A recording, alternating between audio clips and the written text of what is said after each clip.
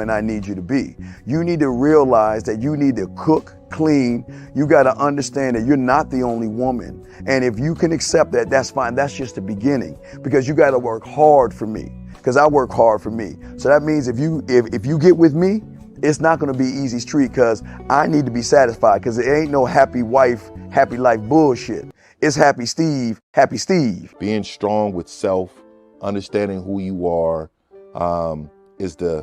that is the biggest defense to bitch-ass weak men. And there's no excuses for the men not to be strong. But see, there's so many forces. And then so many men are embracing weakness. I can't stand weak men. Like, I don't like to talk to them. It's hard for me to talk to these losers. I've always been a winner at the winner's table. You know, I believe it's a sin to impregnate a woman who can't raise a child, you know, or impregnate a woman who's not fit to be a mother. And I think we have a responsibility in what we see today in these weak ass little feminine boys. I can't tell another man what to do, but I can't dress feminine. I can't wear nail polish. It's just something that I can't do. Why? Because if I'm walking down the street and somebody's having trouble with a flat tire, I want them to feel that they can come to me and ask me, hey man, could you help me out with this? Because those are the type of things that a man will help out with. So I need to look like a man so they can know where to come for help. Yeah, it is such a thing as toxic masculinity in the minds of bitch-ass motherfuckers. Talk about masculinity, assertiveness, authenticity, transparency. How can a guy who's straight up and honest with what he does be toxic? If the media can train you to think something bad about it, you hear the word and you want to instantly have a certain reaction. You stop thinking, you start feeling. And when people learn to think and feel and not think through their feelings, that's when they can evaluate a person holistically. And they can say, is this toxic masculinity, or did I just hear something I didn't like? And why did I not like it? And they only let me go within myself to see why. I don't never look at no motherfucker and say, oh, that's a toxic masculine motherfucker. I never ever had, I didn't even know.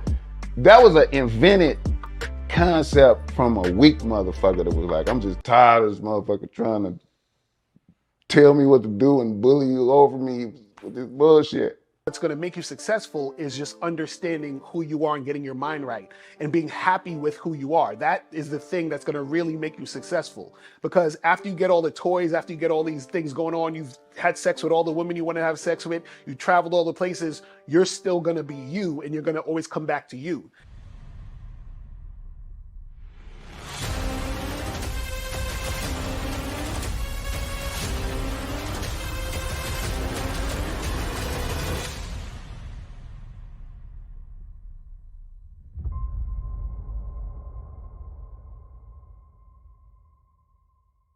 Why do I do this? Why are we even doing this documentary? I want guys to be in the best position possible. There's no way that I'm raising my voice or calling you a bitch ass nigga because I'm trying to hurt your feelings. I'm calling you a bitch ass nigga because you're doing bitch ass nigga shit. And if you continue doing bitch ass nigga shit, you're going to end up in bitch ass nigga situations. You get what I'm saying? So when I call you a bitch ass nigga, trust me, it's because I love you.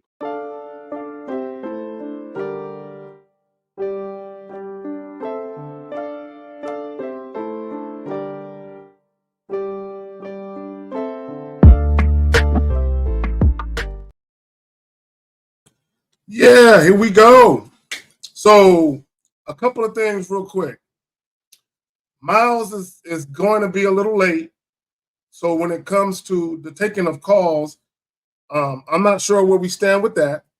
So I'm just giving you full disclosure right now. I don't know about whether or not we're going to be taking phone calls or not. But what we will be doing is still answering questions. So if you do have a question, it behooves you, it's in your best interest to put a Q followed by your question sooner rather than later. Let me plug the joint. Worst dating advice ever. Don't follow these tips.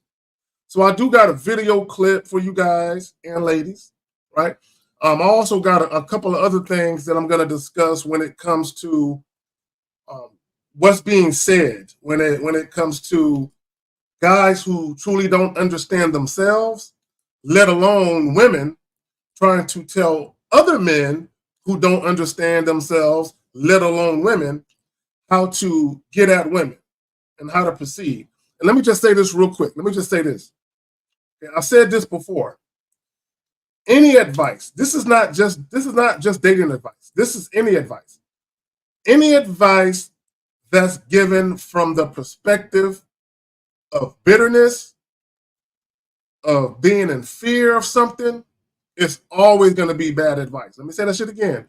Any advice given from the position of being afraid of something or feeling bitter about something or towards something, it's always going to be bad advice. Always. Right? Advice needs to come from a place of being pragmatic, but also being authentic at the same time. Right? Worst dating advice ever. Don't follow these tips. So real quick, I do want to shout out some people before we get knee deep off into this. Give me a second, y'all. Give me a second. Again, if you have a question, put a Q in the chat followed by your question. So first up, we got Wicked Scorpion. Appreciate you. Uncle Guns, Renee P, AJ Leno, Danny P, Monogamous Player was good, brother. Frankie Shy. Who else we got up in here? Unique 79 from across the pond. What's up, fam? Raymond Barnett, Official. What's good, brother? June Sports. B Will. Who else we got up in here? Mech Gabriel. All right. Duke Lux. Who else we got? Who else we got? Zoramina was good. Got the ladies coming up in here. Appreciate y'all. Who else we got up in here? Phoenix Miles was good, fam. Who else we got? No Data was good with you. Damien. If I left somebody out, man, don't be offended. You know, my eyes is getting bad and shit. You know. So the Eventbrite tickets for Miami right there, October 26th. Less than a month away, man. Less than a month away. So let me go ahead and remove that. So again, if you got a question, please put a Q in the chat followed by your question. And we do got one question. Let me grab that right quick. Bruh. Fam, why you asking me that, bro? Gabriel, I saw your question, but bro, let's stick to the script. Ask a question. Ask a question with a little bit more substance to it, right? I don't want to talk about team sports right now. Let's come on, bro. You know, I appreciate the question, but let's ask a question with a little bit more substance, a little more bite to it, right? Right. So that way you can, you're spending your time here fucking with me, this Saturday. You could be doing anything else. So ask me a question that you feel is worthy of your time, right? Right. We put value on real shit. Just like I value my time, I'm assuming you value yours. So let's ask a question that reflects that value, right? So in the meantime and in between time, let's go ahead and just grab this video and play this shit. All right, Pete Gang. All right, fellas, with me. We not taking no ill-advised shots in 2024, bro, and beyond. Women have expressed discomfort in the methodology behind a lot of what we do. I know the game is the game, but the game has evolved. Women have said that they don't like to be approached when they grocery shopping, when they at the gym, when they at certain environments, when they just having a good time. And I'm not telling you not to shoot your shot. What I'm saying is if she doesn't throw you the assist, or you don't have a clear lane to the basket, don't shoot that shot, dog. That's the coach will pull your ass right the fuck out the game, bruh. It take practice. Yeah, it's hard to get. You gonna miss some shots. Like, I'm not saying that everything go in. It's like A said, bro. If you know it was a good shot, it was a good shot. What choosing signals are you telling them to look for them to know? So let's talk specifics, because body language changes when a woman is attracted to you. If we talking about from a distance, then you're not just looking for eye contact, bro. Eye contact. I look around the room. You feel me? I'ma lock eyes with plenty in here because we happen to be looking around together. Brody, that's not an open shot. That's a social cue of kindness. Like, she just made the shit less awkward. You're looking for a smile and extra body language, a smile and hair adjustment, a smile and a shift in posture. You feel me? If she shifts towards you, if her body language opens up, if she starts touching shoulders when you get close to her and things like that. All right, goddammit. First of all, let's address something that he said that I didn't like. Right? He was like, the game has evolved. No, it's not. The game has not evolved. No, it hasn't. No. No. See, and when he said the game has evolved, he made it about women, meaning he said women have told us or conveyed to us that they're uncomfortable with certain things. Then he put the game has evolved on top of that, as if women got something to do with the motherfucking game. We've been telling y'all, the game ain't got shit to do with women. Not at all. Now, we're going to tackle this choosing signal shit in just a moment, because he did make some valid points, but most of what he said was some bullshit. So let me say this real quick. Let me say this. Okay, I told you guys before, I've met women everywhere. Gas stations, grocery stores, literally driving on a fucking highway. And I'm not waiting for a woman to look at me. I'm not waiting for a woman to give me a quote unquote social cue. So I feel like she is comfortable with me talking to her. I talk to who the fuck I want to talk to. I approach any woman I want to approach. Now, if she doesn't want me talking to her, then she has a choice not to talk to me back. She has a choice to be dismissive of me trying to conversate. She has every right to say, you know what, I'm not interested. And I will respectfully walk the fuck off. But what I will not have is people trying to tell me, oh, don't approach women unless they give you a sign that it's okay. Man, fuck that. I'm a grown-ass fucking man. That's not what grown men do. We see something that's visually appealing to us, and if we want to go holler at her, we holler at her. I don't give a fuck where she. I don't give a fuck if she's at a wedding, a fucking bar mitzvah, a quinceañera, and I want to say a funeral. Damn near. I'm not completely joking about that. You know what I'm saying? It just kind of depends. You got to kind of feel out the situation. But damn near anywhere and everywhere a woman is at, if you want to holler at her. The worst she can do is say no.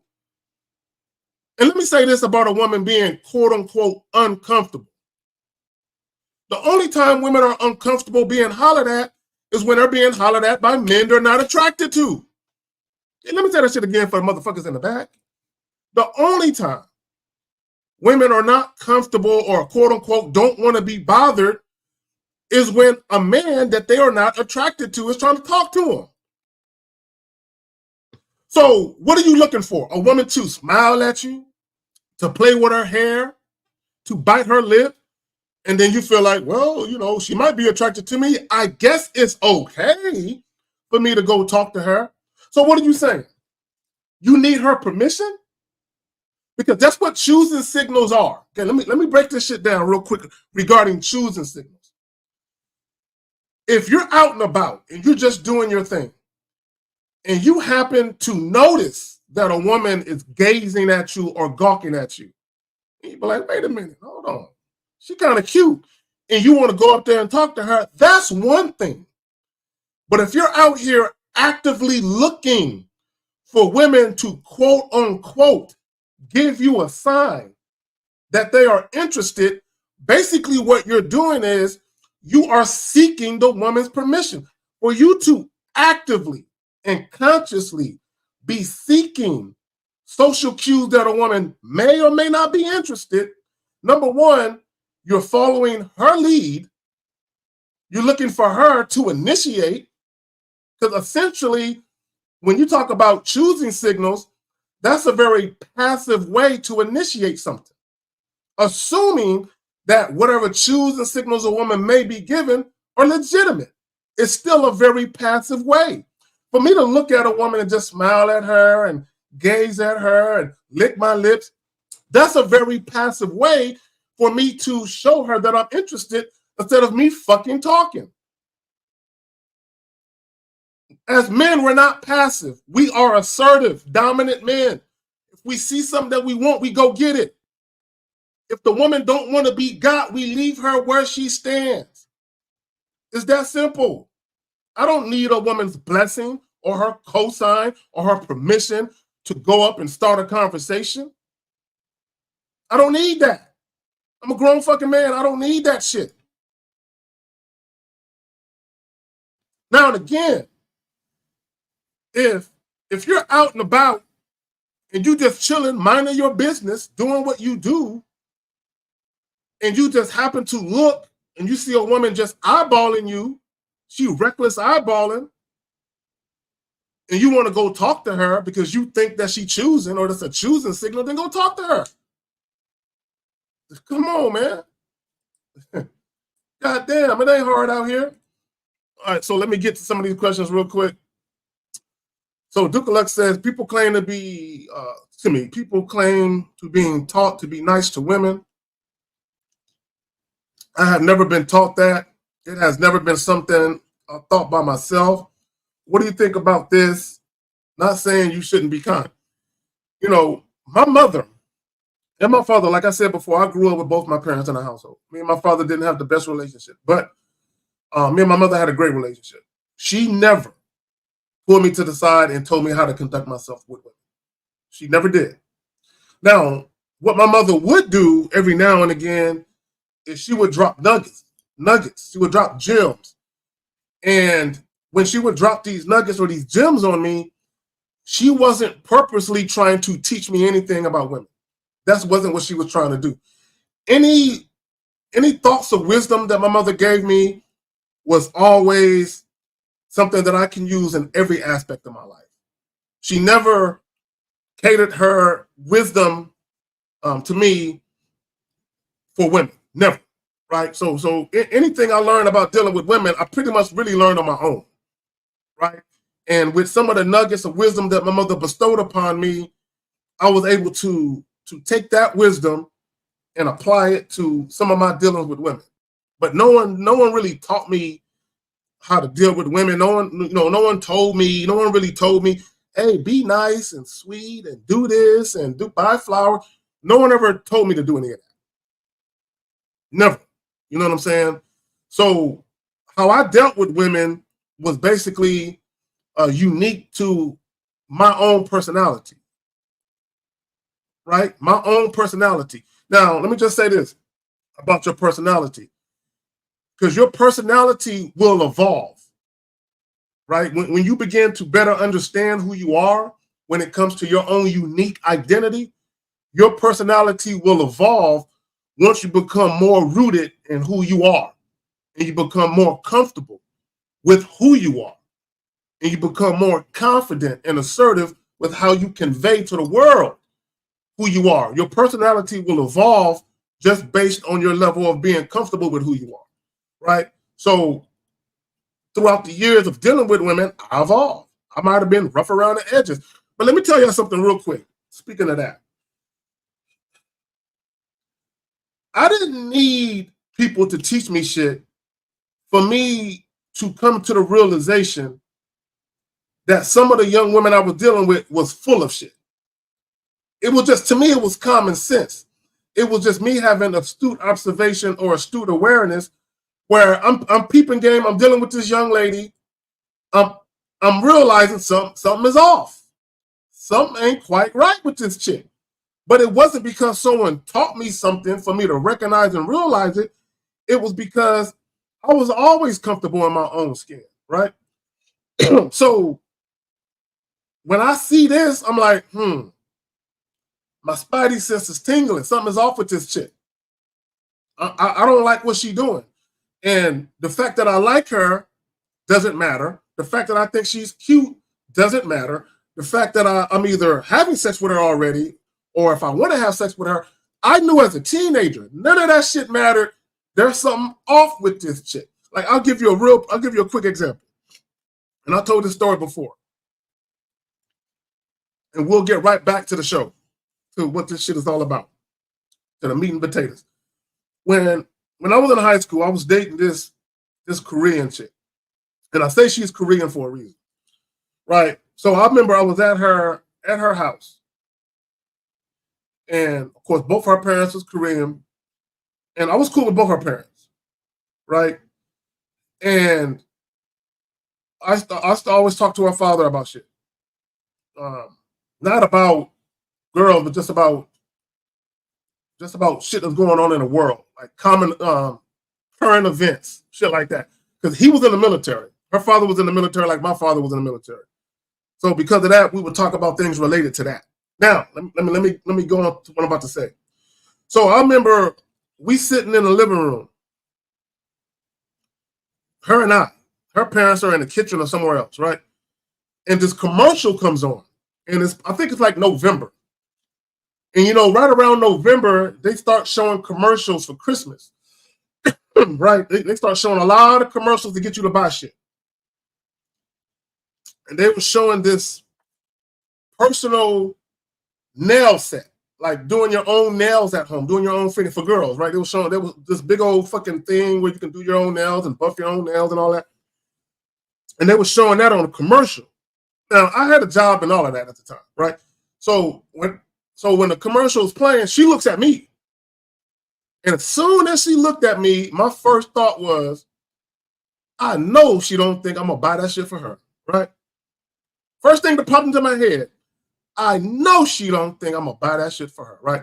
Now, most guys who are in high school and they're dating or seeing a woman and they got a job, most guys probably would have bought that shit. Right? Or at least would have considered it, right? So after the commercial went off, she came up to me, all lovey-dovey, rubbing on me and shit, saying, you know, Christmas is coming up. That thing on the commercial, I really like that. That would be a great gift. You know what I told her? Do y'all want to know what I told her? Well, let me get rid of this question right quick. And I'll tell you exactly what I told her. Hold on, what's that question? Let me say the question. This is what I told her. Now, bear in mind, we're in the living room. Her parents are in the adjacent room. I pointed to the room that her father was in.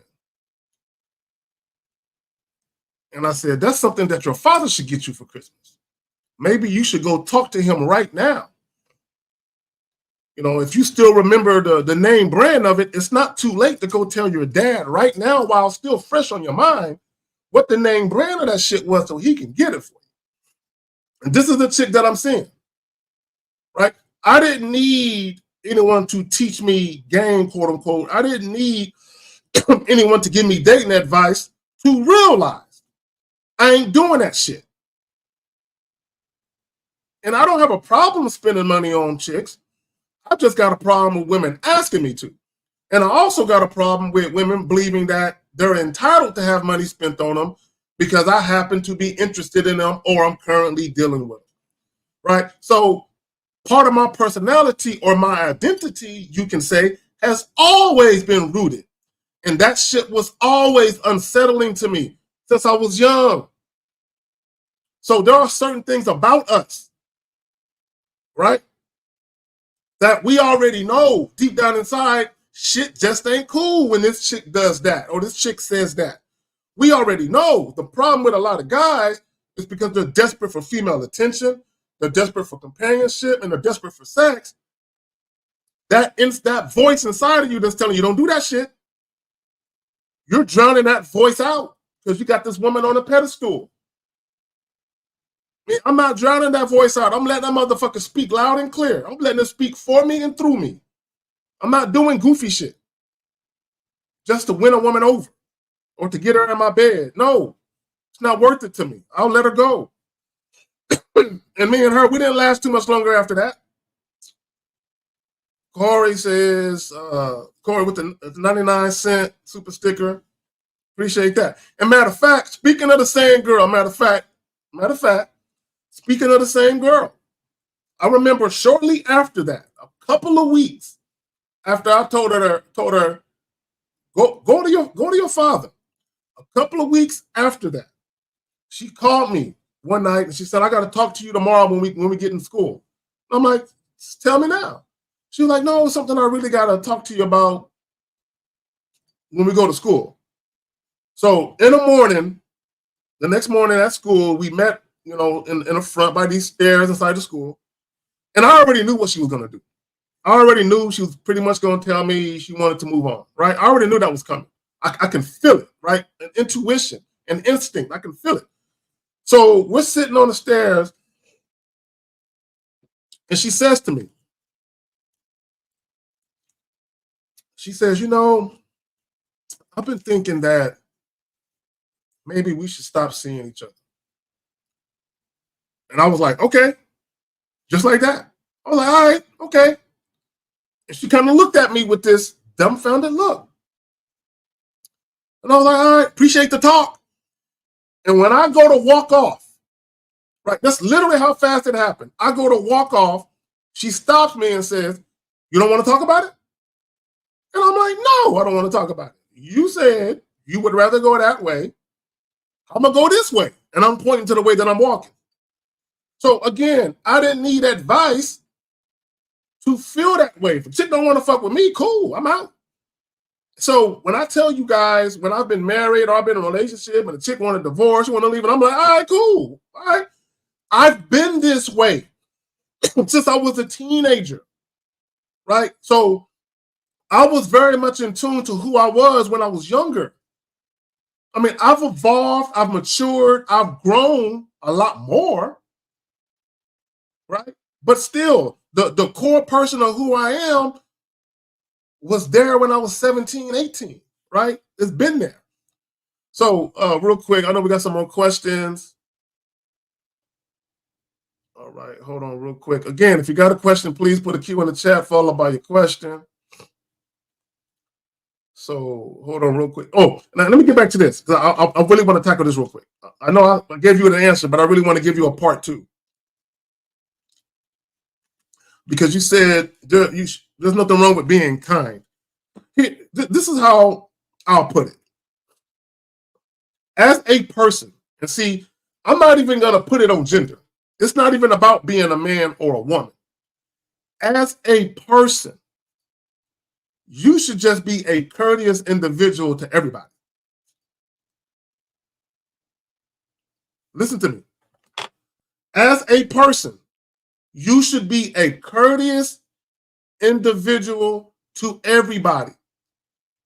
Right? If you are a decent human being, you're going to have some level of compassion. Right? You're going to have some level of thoughtfulness and consideration. Right? Some, even if it's not a lot. But this has nothing to do with being a man or being a woman. This is just about being a human being. So, Dukaluk, when you talk about guys were taught to be nice, no, guys were taught to kowtow. Guys were taught to simp. Guys were taught to bend the knee. Guys were taught to tuck their tails. Guys were taught to take off their nuts and give it to the woman so she can hold on to them for safekeeping. That's what guys were taught to do. Guys were taught that women are special. Sugar, spice, and everything nice. That women should be treated with kid gloves. Women should be treated like porcelain dolls. That's what guys were taught. And that you should do this for no other reason than the fact that they happen to be girls. And that's it. Because they're girls and you're a boy, you're supposed to do this. No. Again, as a human being, the minimum expectation for a human being is just to be a courteous one. I'm not being courteous to you because you're a woman. I'm courteous to that motherfucker right there. That's a dude. Hell, I'm courteous to this dog. I'm not going to harm that dog. So being a courteous human being, you should be one just to be one. You shouldn't have to put extra syrup and sugar on it because it happens to be a woman. No. She ain't special. And some women are going to hear that and they're going to feel some type of way. But let me break down what I mean by she ain't special. She ain't special to me. I don't know her. I don't know her. Yeah, she might be special to herself. She might be special to her family members, her co-workers, and her friends. And maybe she was special to some other dudes, but she ain't special to me. So why would I treat her special? So a lot of times when guys were taught to be quote unquote nice, they were really taught to teach women or to treat women kind of special. Especially if it was a woman that you had a romantic and or a sexual interest in. You were taught, well, treat her extra nice. Treat her extra special. No. No. No. She ain't no different from any other woman until she proves that she is. I'm not going to pedestalize her or prioritize her above any and every other woman just because I think she's cute or just because I'm down to smash. No. Show me why. Show me why I should prioritize you above any other woman. Show me why. Show me why I should want to spend time with you, sexually or non-sexually. Show me why. Show me why. But just because you're cute, nah, that's yeah. You being cute got me over here. That's why I'm talking to you, because I think you're cute. But depending on what come out of your mouth, that's going to determine how cute you are after you speak. After I introduce myself to you and get your name, and I start conversing with you, how you look doesn't even matter. But what the fuck you say out of your mouth, that's going to matter as to whether or not I still find you cute or not. Say the wrong thing, and you're ugly to me. I don't give a fuck how cute you are on the outside. Say the wrong thing, show me any type of resistance, hesitation, or trepidation, be non-compliant. If you're not showing me deference, humble submission and respect, you're not cute to me. I'm not interested in dealing with you. There's no way I can prioritize a woman who doesn't show me deference. There's no way I can respect a woman. There's no way I can even want to have sex with a woman who doesn't show me deference. I don't care how she looks. All right, so hold on, some questions coming in here. We're going to get to these questions and we're going to get right back. We're going to get right back to this shit. All right, so it appears your boy going solo. Jay Roman, I haven't heard from him. Like I said, I know Miles is supposed to come through at some point, but right now it's just y'all and me. You know what I'm saying? It's all good though. So hold on real quick. Let me get to some more questions. So he says, what if a woman you like frown at you when you glance at her? Should you still approach? Say, bro. Let me explain something to you. I do not talk about choosing signals. If you see a woman and she's visually appealing to you, she's the type of woman you would like to go talk to. Go talk to her. What the fuck are you waiting for? So when you say, what if she frowned at you? That implies that you're just staring at her. Let me just say this real quick about choosing signals. I want guys to think about this. Let's put our thinking caps on. If you have an IQ above a farm animal, what I'm about to say makes all the sense in the world. If you have a YouTuber or anyone giving any type of dating advice, any man giving dating advice, male, let me say male, let me not say man, any male giving dating advice on the internet, if they're telling you guys to wait for choosing signals and never approach a woman just on the strength of you like the way she looked, to wait for choosing signals. I want guys to think about this. If you're waiting for choosing signals, that means you have to be staring at the woman you want. Whatever woman or women you find attractive, you have to be staring at them and waiting for them to look at you. You have to be doing that. If you're waiting for choosing signals, you have to literally be staring and gawking at a woman, waiting for her to look up at you. How lame is that? You already identified a woman that you're interested in. And because you're too much of a coward to go over there and talk to that woman like a man, you just rather sit at the end of the bar and stare at that woman until she looks up at you. And if she looks up at you, but doesn't look at you in a way that you think is suitable of a choosing signal, then you won't even go fucking talk to her. How lame is that? Well, she did look at me, but she needs to look at me for another 1.5 seconds. Yeah, she kind of looked at me real quick and turned away. That's not really long enough for me to feel like she chooses. So I'm gonna give it one more. I'm gonna sit here for another 10 minutes, staring at the same woman, and I'm gonna wait to see if she stare at me longer next time. That's what guys are doing. They're looking for women to do certain things, and then they feel like, oh, I'm more comfortable now. I'm comfortable to go talk to her now. And here's the reality of it. This whole choosing signal shit, what it really boils down to is a lot of guys have approach anxiety and they don't like rejection. So what the choosing signal thing represents is the likelihood that they'll be rejected when they walk up on a woman is greatly diminished.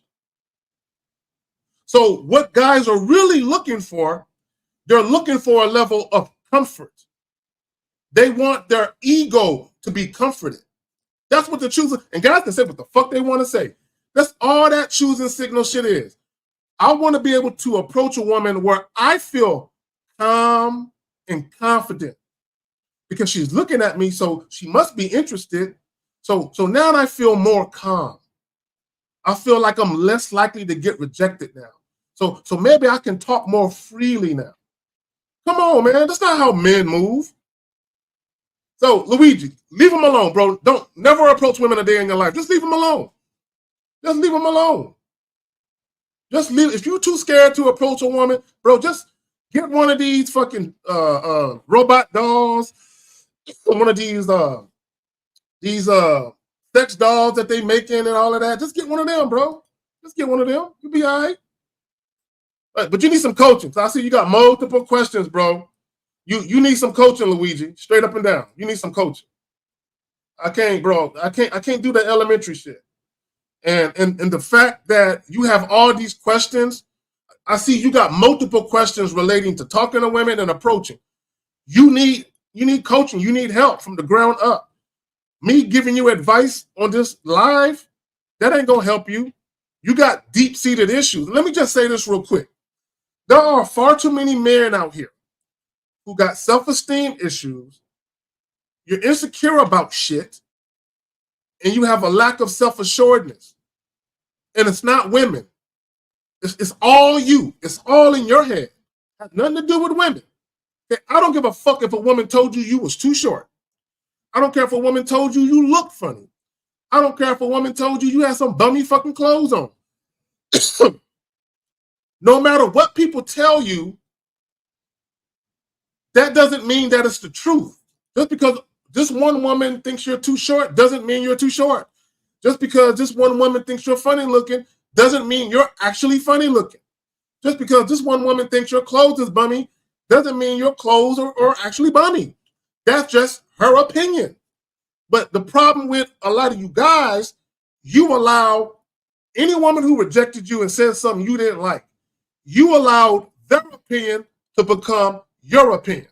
For that to happen, that would mean you have low self-esteem, you have no confidence, you're insecure, you seek validation, you look for acceptance, and you don't believe in yourself because you're too busy looking for women to make you feel like you matter. Bro, you matter. You don't need a woman to validate you. You don't need a woman to suck your dick for you to matter. You don't need a woman to fuck you for you to matter. You don't need a woman to smile at you for you to matter. You don't need to be in a relationship with a woman for you to matter. You matter, nigga. But if you don't believe that, how the fuck is a woman gonna believe that? And that's the problem with guys. You keep looking for women to make you feel like you somebody or something.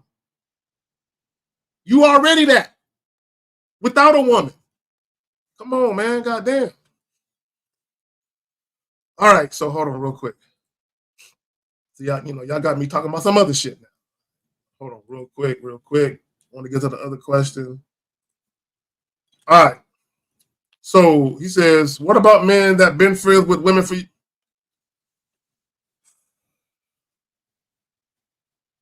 got to be kidding me, bro. You got to be kidding me. I already don't like this fucking question. But I'm going to go ahead and read it. What about men that been friends with women for years and then eventually got in a relationship with them? Is there relationships that are successful like that? Maybe those men aren't players. Bro, do you know how weak of a man you got to, you know what? I don't want to, men, for all the men listening right now, and I'm sorry I just offended you. Do you know how weak of a male you have to be to have romantic and or sexual interest in a woman? And for her to deny you that access and give you crumbs, she's giving her friendship, or she's relegating you to a friend zone buddy, and you're willing to take her crumbs just so you can wait it out and hope you can sniff her drawers one day? You know how weak of a male you gotta be to even be in that situation, C8? Do you know how weak you gotta be? Do you know how devoid of masculinity you have to be a dude that will be in a friend zone, waiting his turn with a woman, while all the other guys that she's actually sexually attracted to is fucking the shit out of her while you wait your turn? I want you to wrap your motherfucking mind around that. You're buddies with this chick. You know for a fact she's dating and fucking other guys. And in many cases, she's probably talking to you about it, asking you for advice, and you're sitting there waiting your fucking turn while other dudes is running through her, and you're hoping that you get your shot one day? Come on, bro. That's my answer to your question. I hope that answered it for you. I can't answer it no other way but how I answered it. So Joe Blast says, how are you able to just cut a chick loose like you did that Asian girl? Joe Blast, very simple. I care more about me than I do any woman, bro. I care more about me than I do any woman. It doesn't mean I don't have the capacity to care for a woman. I most certainly do. But I care more about me than any woman. So two things. No woman could ever love me as much or more than I love myself. Period. Impossible. And no woman could ever care about me as much or more than I care about myself. So my thing, Joe Blast, is this. And again, and it goes back to being a teenager. The moment a woman brings any type of disruption to my peace and tranquility, she can go. Now, peep what I'm saying. Peep what I'm saying. Right? I tell you guys all the time, compatibility means existing in harmony with no conflict. Right? So any woman, now if a woman wants to leave me and she just says, Carrie, I'm done, there is no conflict. We're just done. We're just done. All right. Good luck to you. There's no conflict. but we're no longer compatible in the sense that she no longer wants to be there. So if she no longer wants to be there, who the fuck am I to try and convince her to stay there? No, I only want women who want me back. I only want women who want to be there. I don't want a woman where she wants me to make alterations to who I am for her to stay. And that's, let me tell y'all something. When a woman threatens to leave you, or she says I'm leaving, or anything like that, but she wants to talk about it, she don't want to leave. She's really giving you an ultimatum low key. That's really what that is. Because I'm going to tell you something. When a woman has reached her enough point and she's really done, she don't want to talk about shit. Mark my motherfucking words. When a woman has reached her enough point and she's done with you, and she knows for a fact, I never want to be with him, I don't want him touching me, and I don't want to touch him. When a woman reaches that point, she don't want to talk about it. There's nothing to talk about. So the fact that a woman wants to fucking talk about it, what it really means is she is hoping that you ask her, what do I got to do for you to stay? And that's what she was trying to do, Joe Blast. She was trying to do that. And I realized it. Now, bear in mind, I'm a teenager, right? And I realized it. I realized when she said, you don't want to talk about it? Nope. because I knew what she was trying to do, like that. I knew what she was trying to do because I knew that part of the reason why she wanted to bounce was because I refused to buy her that shit. So if I wanted her to stay, which I did not, but if I wanted her to stay, that means I would have had to have compromised myself. I would have had to have capitulated or acquiesced to her request and spent money on her, even though I didn't want to. And I'm not doing that for no woman. I'm not sacrificing my dignity and compromising my manhood for no female. But some of you in this chat might. There's a lot of guys out there in the world that do it all the time. Some guys are married or in relationships where they compromise themselves every day. They wake up in a compromising position. They go to sleep in a compromising position. I can't do that. I can't do that. There's no woman on this earth that I could ever love that much. There's no woman on this earth whose ass is fat enough. Ain't happening. Spirit Elijah says, now that you mentioned that story, why do people get upset when they can tell, you can see they're no longer interested? Well, part of it is, here's the thing, Spirit of Elijah, part of it is, and both men and women are guilty of this. It's one is an ego thing. That's part of it, which bleeds into the second part. It's really a power thing. It's a power thing, right? So what I mean by that is there are a lot of people who want to be in control, right? And when they feel like they don't have the leverage that they need to be in control, they will resort to other tactics, right? To try and gain the upper hand so they can gain control of the situation. So when I told Shorty, I ain't buying that shit for you, tell your daddy to go do it. She knew she had no control. She knew she didn't have the proper leverage to influence my decision making. And that, let me tell you this, that's what an ultimatum, when people give you ultimatums, that's exactly what they're trying to do. They're trying to influence your behaviors, right? That's what an ultimatum is. Someone trying to influence your behaviors, meaning they don't like the decisions that you're making because they can't benefit from the decisions that you're making. So the ultimatum is to get you to make a different decision that actually benefits them. That's all that is. So her wanting to talk about it was for that reason. She had no leverage, she had no control, she had no power. So her telling me she wanted to move on from me, that was her way of trying to gain leverage. But when I told her, all right, cool, and started to walk off, she realized she overplayed her hand. She realized that the threat of leaving didn't work. So the next thing was, you don't want to talk about it? Because that was her way of trying to get back in there and reinsert her agenda to try and gain leverage. And that didn't work. And let me tell you this. Now, bear in mind, we're teenagers, we're in high school. This chick that I'm talking about, this Korean babe, she held a grudge for years after that.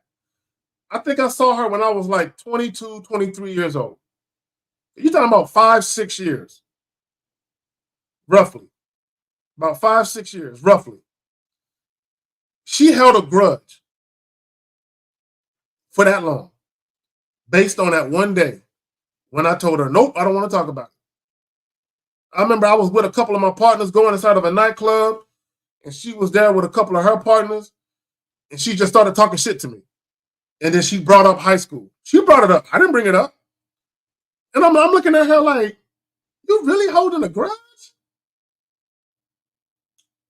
I fucked with her ego and she couldn't take it. So there we go with that. Hold on. Okay, you already asked that. All right. So Phoenix Miles says, if someone waits for choosing signals to approach a woman, does that also carry over to them asking their women for permission in the relationship? That's how women run a relationship. Well, guys who wait for choosing signals are passive. No. Let me. Well, two things. In my earnest opinion, guys who wait for choosing signals are one of two ways. They're one of two ways. They're either just straight up passive, meaning they have no backbone at all, or they're passive aggressive. They're either just straight up passive, or they are passive aggressive, meaning that they're passive most of the time, but if a woman pushes their buttons enough, then they'll show more assertiveness and more aggression, but only after, right? So they're either just straight up passive, just weak guys that get run over the top of, or they are guys who get run over the top of, but they have their threshold, how long they can take it before they go off, right? So they're either passive or passive aggressive, right? But either way, they follow the woman's lead. That's the thing they have in common. They follow the woman's lead, right? She's going to be the one where they feel like I got to do X, Y, Z to not only get her, but to keep her, right? Those guys typically fall under that, right? So, and not only that, but in many cases, you're dealing with the woman on her terms. Because now people what I'm saying. You're dealing with the woman on her terms in the sense that I want guys to understand the distinct difference in what I'm trying to say. Noticing a woman giving you quote unquote choosing signals, whatever the fuck that means, noticing a woman doing that is not the same as you waiting for a woman to do that. It's two different things.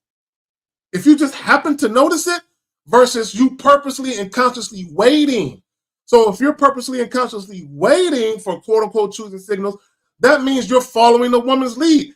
That means you're waiting for her to give you a social cue that is okay for you to approach her. In other words, you're looking for her permission. And you said it right there. For her permission in the question. You're looking for her permission. You're looking for an unspoken gesture from her. That's what you're looking for. You're looking for an unspoken gesture from her that is okay to come talk to her. You're following her lead on the strength of that. And you're not dealing with her on your terms. Because if you were dealing with a woman on your terms, then you approach women when you want to approach them. You talk to women when you want to talk to them. Now, let's say I'm at a bar, minding my business, sipping on my water, because I don't drink no more, right? Right? At least not now, right? So let's say I'm drinking my water or my cranberry juice at a bar. Chilling. And there's a group of women sitting at that table. And I never even noticed that they were there. Matter of fact, I can tell you a story. Fuck it, I got a story. Fuck it. I'll just tell you a story to go with that. I'll tell you a story that goes with recognizing a woman looking at you, but you weren't looking for a woman to look at you. Hold on, let me make sure I ain't got no more questions before I tell this story. I'm about to give y'all a hypothetical, and I got a whole story to go with that. Hold on, give me a second. I'm just setting up these questions. I'm trying not to leave y'all hanging this afternoon. I got that question.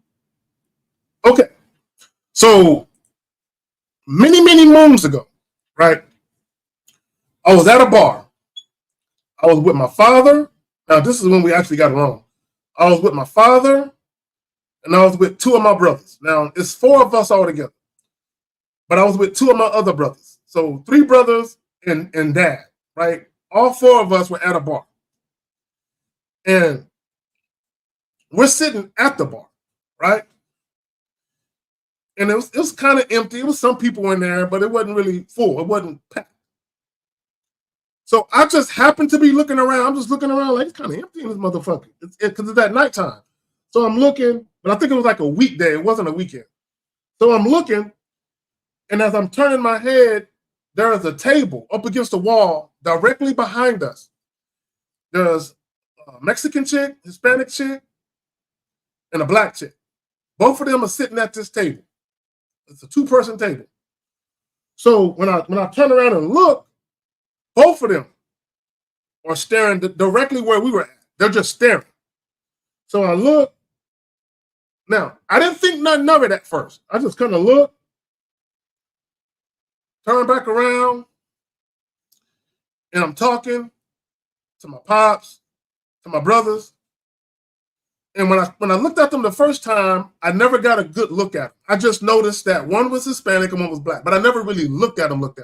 So I said, fuck, let me turn around again, right? So I turned around and they still staring, right? So now I turn all the way around and I'm looking at them and they're staring. So I point now, as I'm looking at them, I identified that the Hispanic chick was the one that I wanted to get at, right? Now, both of them were attractive women, but the Hispanic chick was the one that I wanted to get at, right? So I looked directly at her. And at this time, I know that they're looking at us. To me, it's obvious, right? So I'm sitting, I'm bearing in mind, my back is towards the bar. My brothers and father, they're still facing the bar. I'm facing these ladies. So I start pointing. I point at my brothers. I point at my dad. And the Mexican chick is shaking her head no. I point at myself. She shake her head yes. Then I turn around and I tell my brothers, hey, look, I'm about to go over here and holler at this Mexican broad. There's a sister right there if one of y'all want to go holler at her. So I hop up and I go over there, make the acquaintance, and set something up, right? Now, basically what I tried to do, even though I was with my father and my brothers, I said, look, I'm talking to the Mexican chick. I said, look, excuse me, guys. You know, we're not going to be here too much longer, but when they take off and they go on about their business, I got some free time this evening. So if you want to catch up later this evening, we can do that. And then she tells me, tonight is not a good night, but we can catch up another time. And then at that point, I gave her the number, right? At that point, right? Now, the point of me telling you the story is, I didn't notice these chicks. When we very first came into the bar, I didn't notice them. I didn't even know they were there. I didn't notice they were there until I just happened to be looking around. And bam, she right there. So what I'm saying is I wasn't looking for choosing signals. I just happened to notice a woman staring in my general direction. And she happened to be interested. What up, fam? What's good with you, bro? What's going on? Had to rush. I'm telling them the story and shit. But we're talking about the worst dating advice ever. So Jay Roman, since you just came on the scene, I'm gonna play this clip. Yeah. Oh, did you didn't catch the beginning of the show, did you? No. I was running around and stuff. All right, cool. So let me play this clip, and then you can kind of get the gist of why I titled it the way I titled it. But let's go. All right, fellas, with me. We not taking no ill-advised shots in 2024, bro, and beyond. Women have expressed discomfort in the methodology behind a lot of what we do. I know the game is the game, but the game has evolved. Women have said that they don't like to be approached when they grocery shopping, when they at the gym, when they at certain environments, when they just having a good time. And I'm not telling you not to shoot your shot. What I'm saying is if she doesn't throw you the assist, or you don't have a clear lane to the basket, don't shoot that shot, dog. That's the coach will pull your ass right the fuck out the game, bruh. It take practice. Yeah, it's hard to get. You gonna miss some shots. Like, I'm not saying that everything go in. It's like A said, bro. If you know it was a good shot, it was a good shot. What choosing signals are you telling them to look for them to know? So let's talk specifics, because body language changes when a woman is attracted to you. If we talking about from a distance, then you're not just looking for eye contact, bro. Eye contact. I look around the room. You feel me? I'ma lock eyes with plenty in here because we happen to be looking around together. Brody, that's not an open shot. That's a social cue of kindness. Like, she just made the shit less awkward. You're looking for a smile and extra body language, a smile and hair adjustment, a smile and a shift in posture. You feel me? If she shifts towards you, if her body language opens up, if she starts touching shoulders when you get close to her and things like that. Okay, let me say this, Jay. Let me say this. Guys, because he said some goofy shit.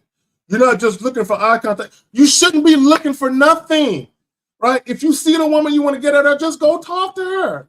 Go ahead, Jay Roman. Go ahead, man. I'm familiar with that guy, and sometimes he says some pretty cool stuff I would agree with, and other times he says some stuff like this. It's kind of like, basically, this is the only thing that I will say. You know, understand your surroundings and what's going on, but at the same time,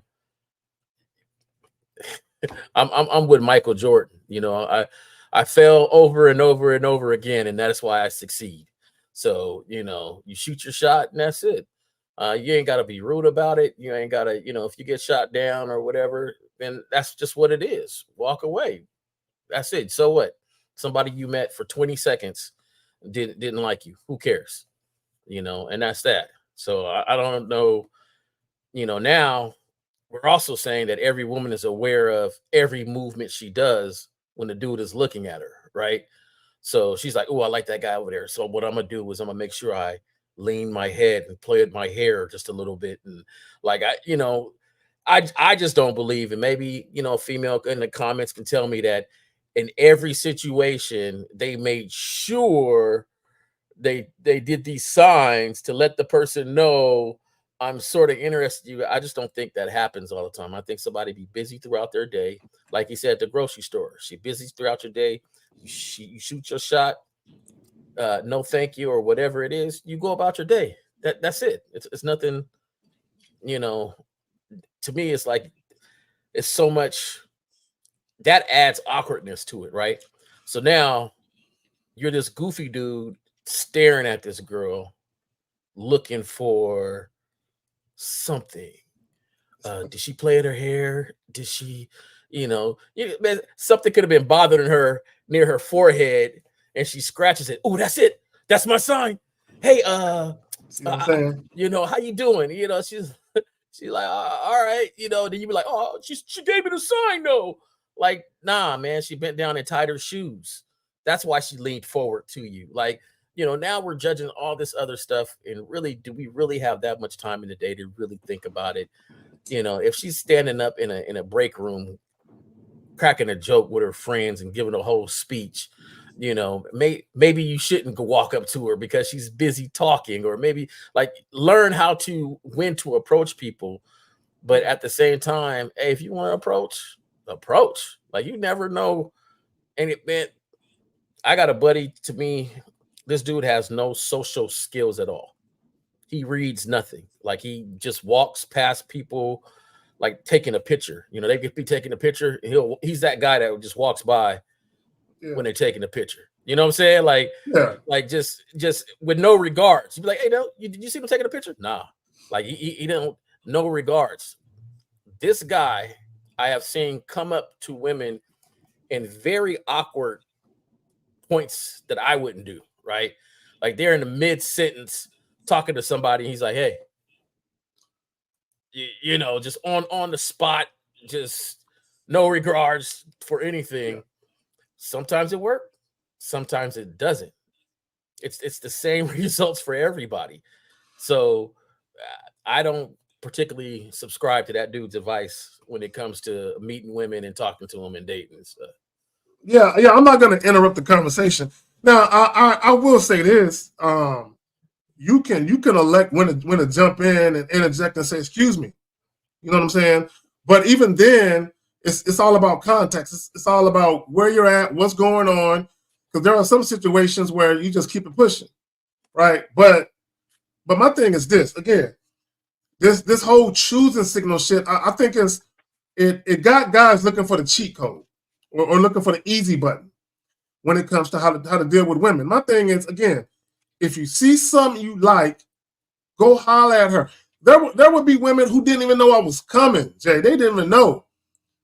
They never even knew I was there. They never saw me.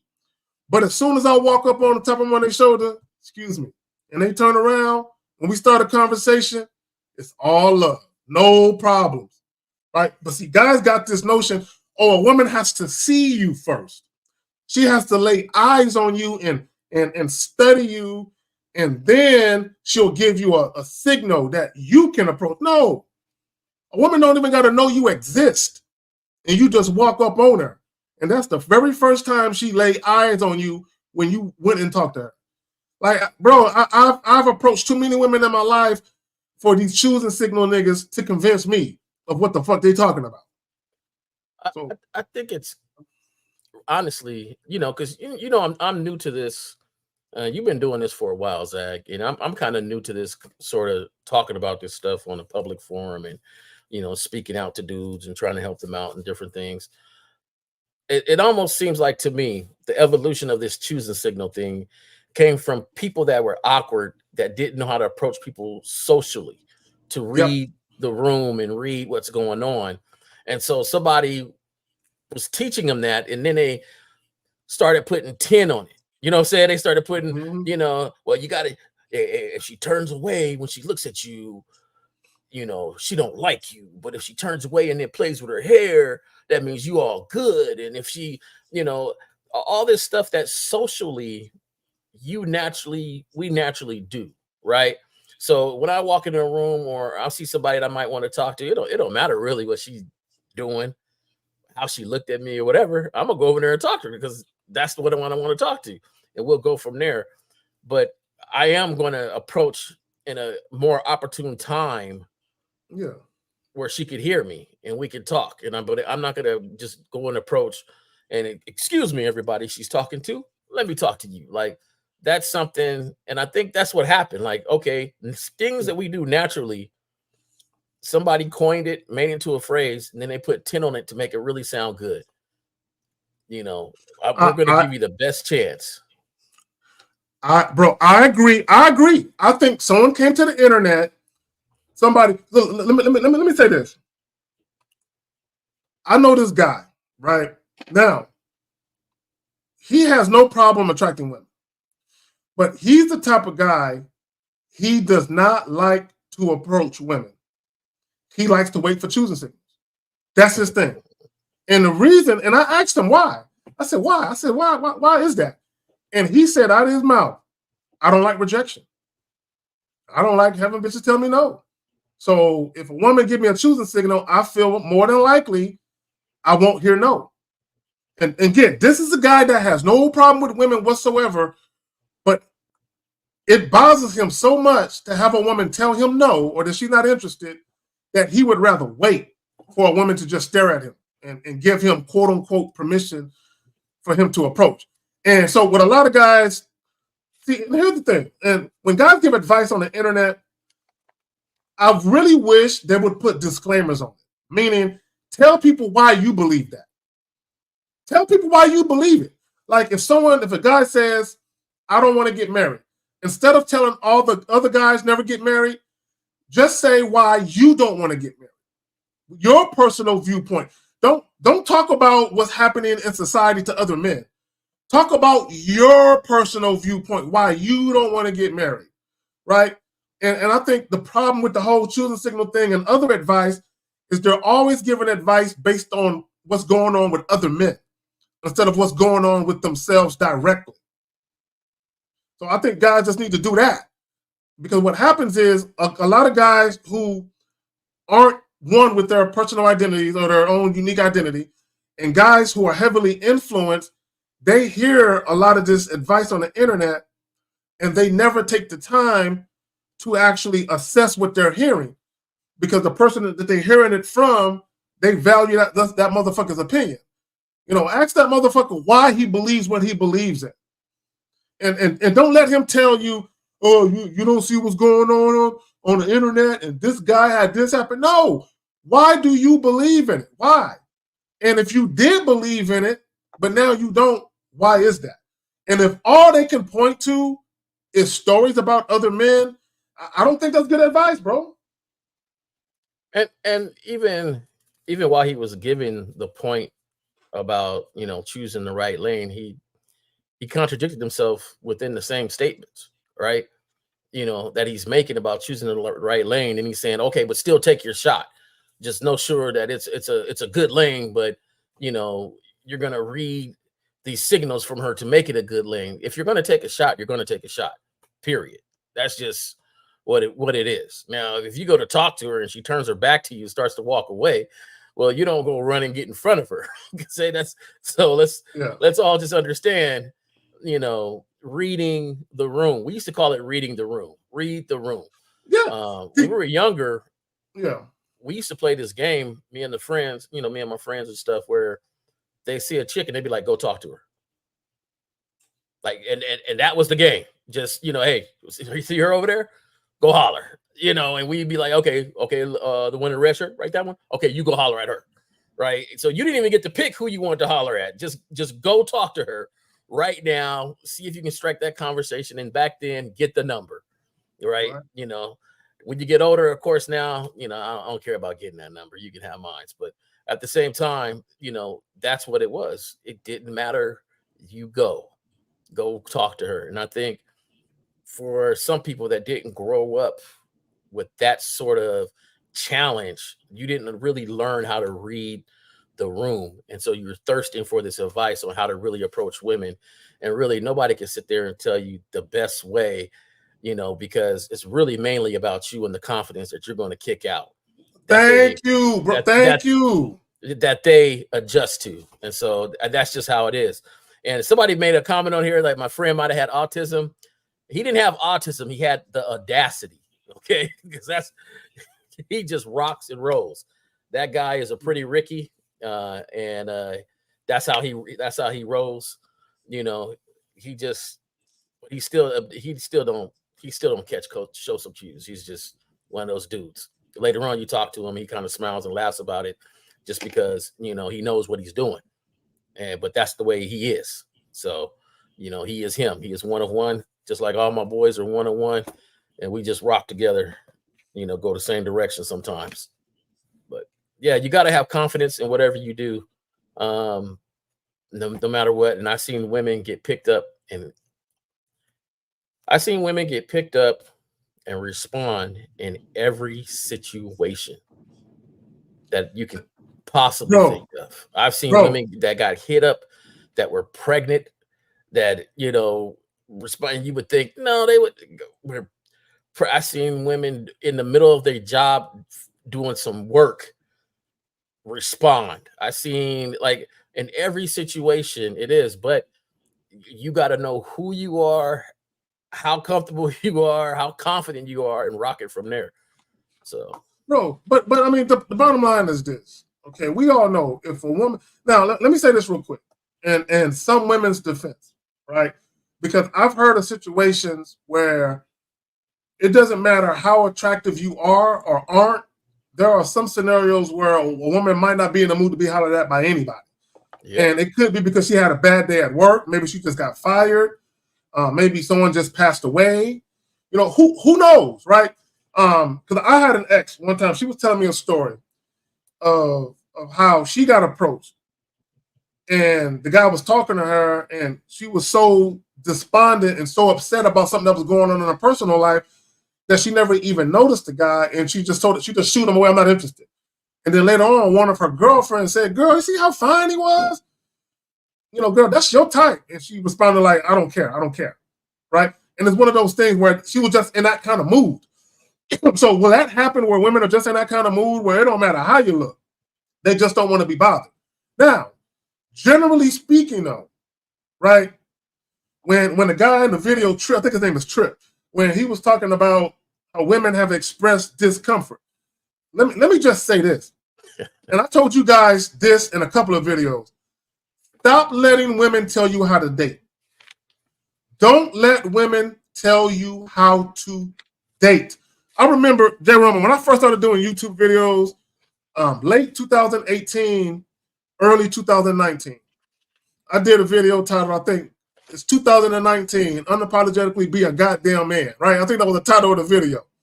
Because I had a young dude. He got under one of my videos before that video. And he was asking my advice because he approached this woman. And this woman told him, "Is that how you approach all the girls? Oh, that ain't going to work. You should learn how to do this, and this." And then he asked me, should I take her advice? I said, fuck no. I said, bro, let me ask you a question. I said, what if, for the sake of argument, what if she was right?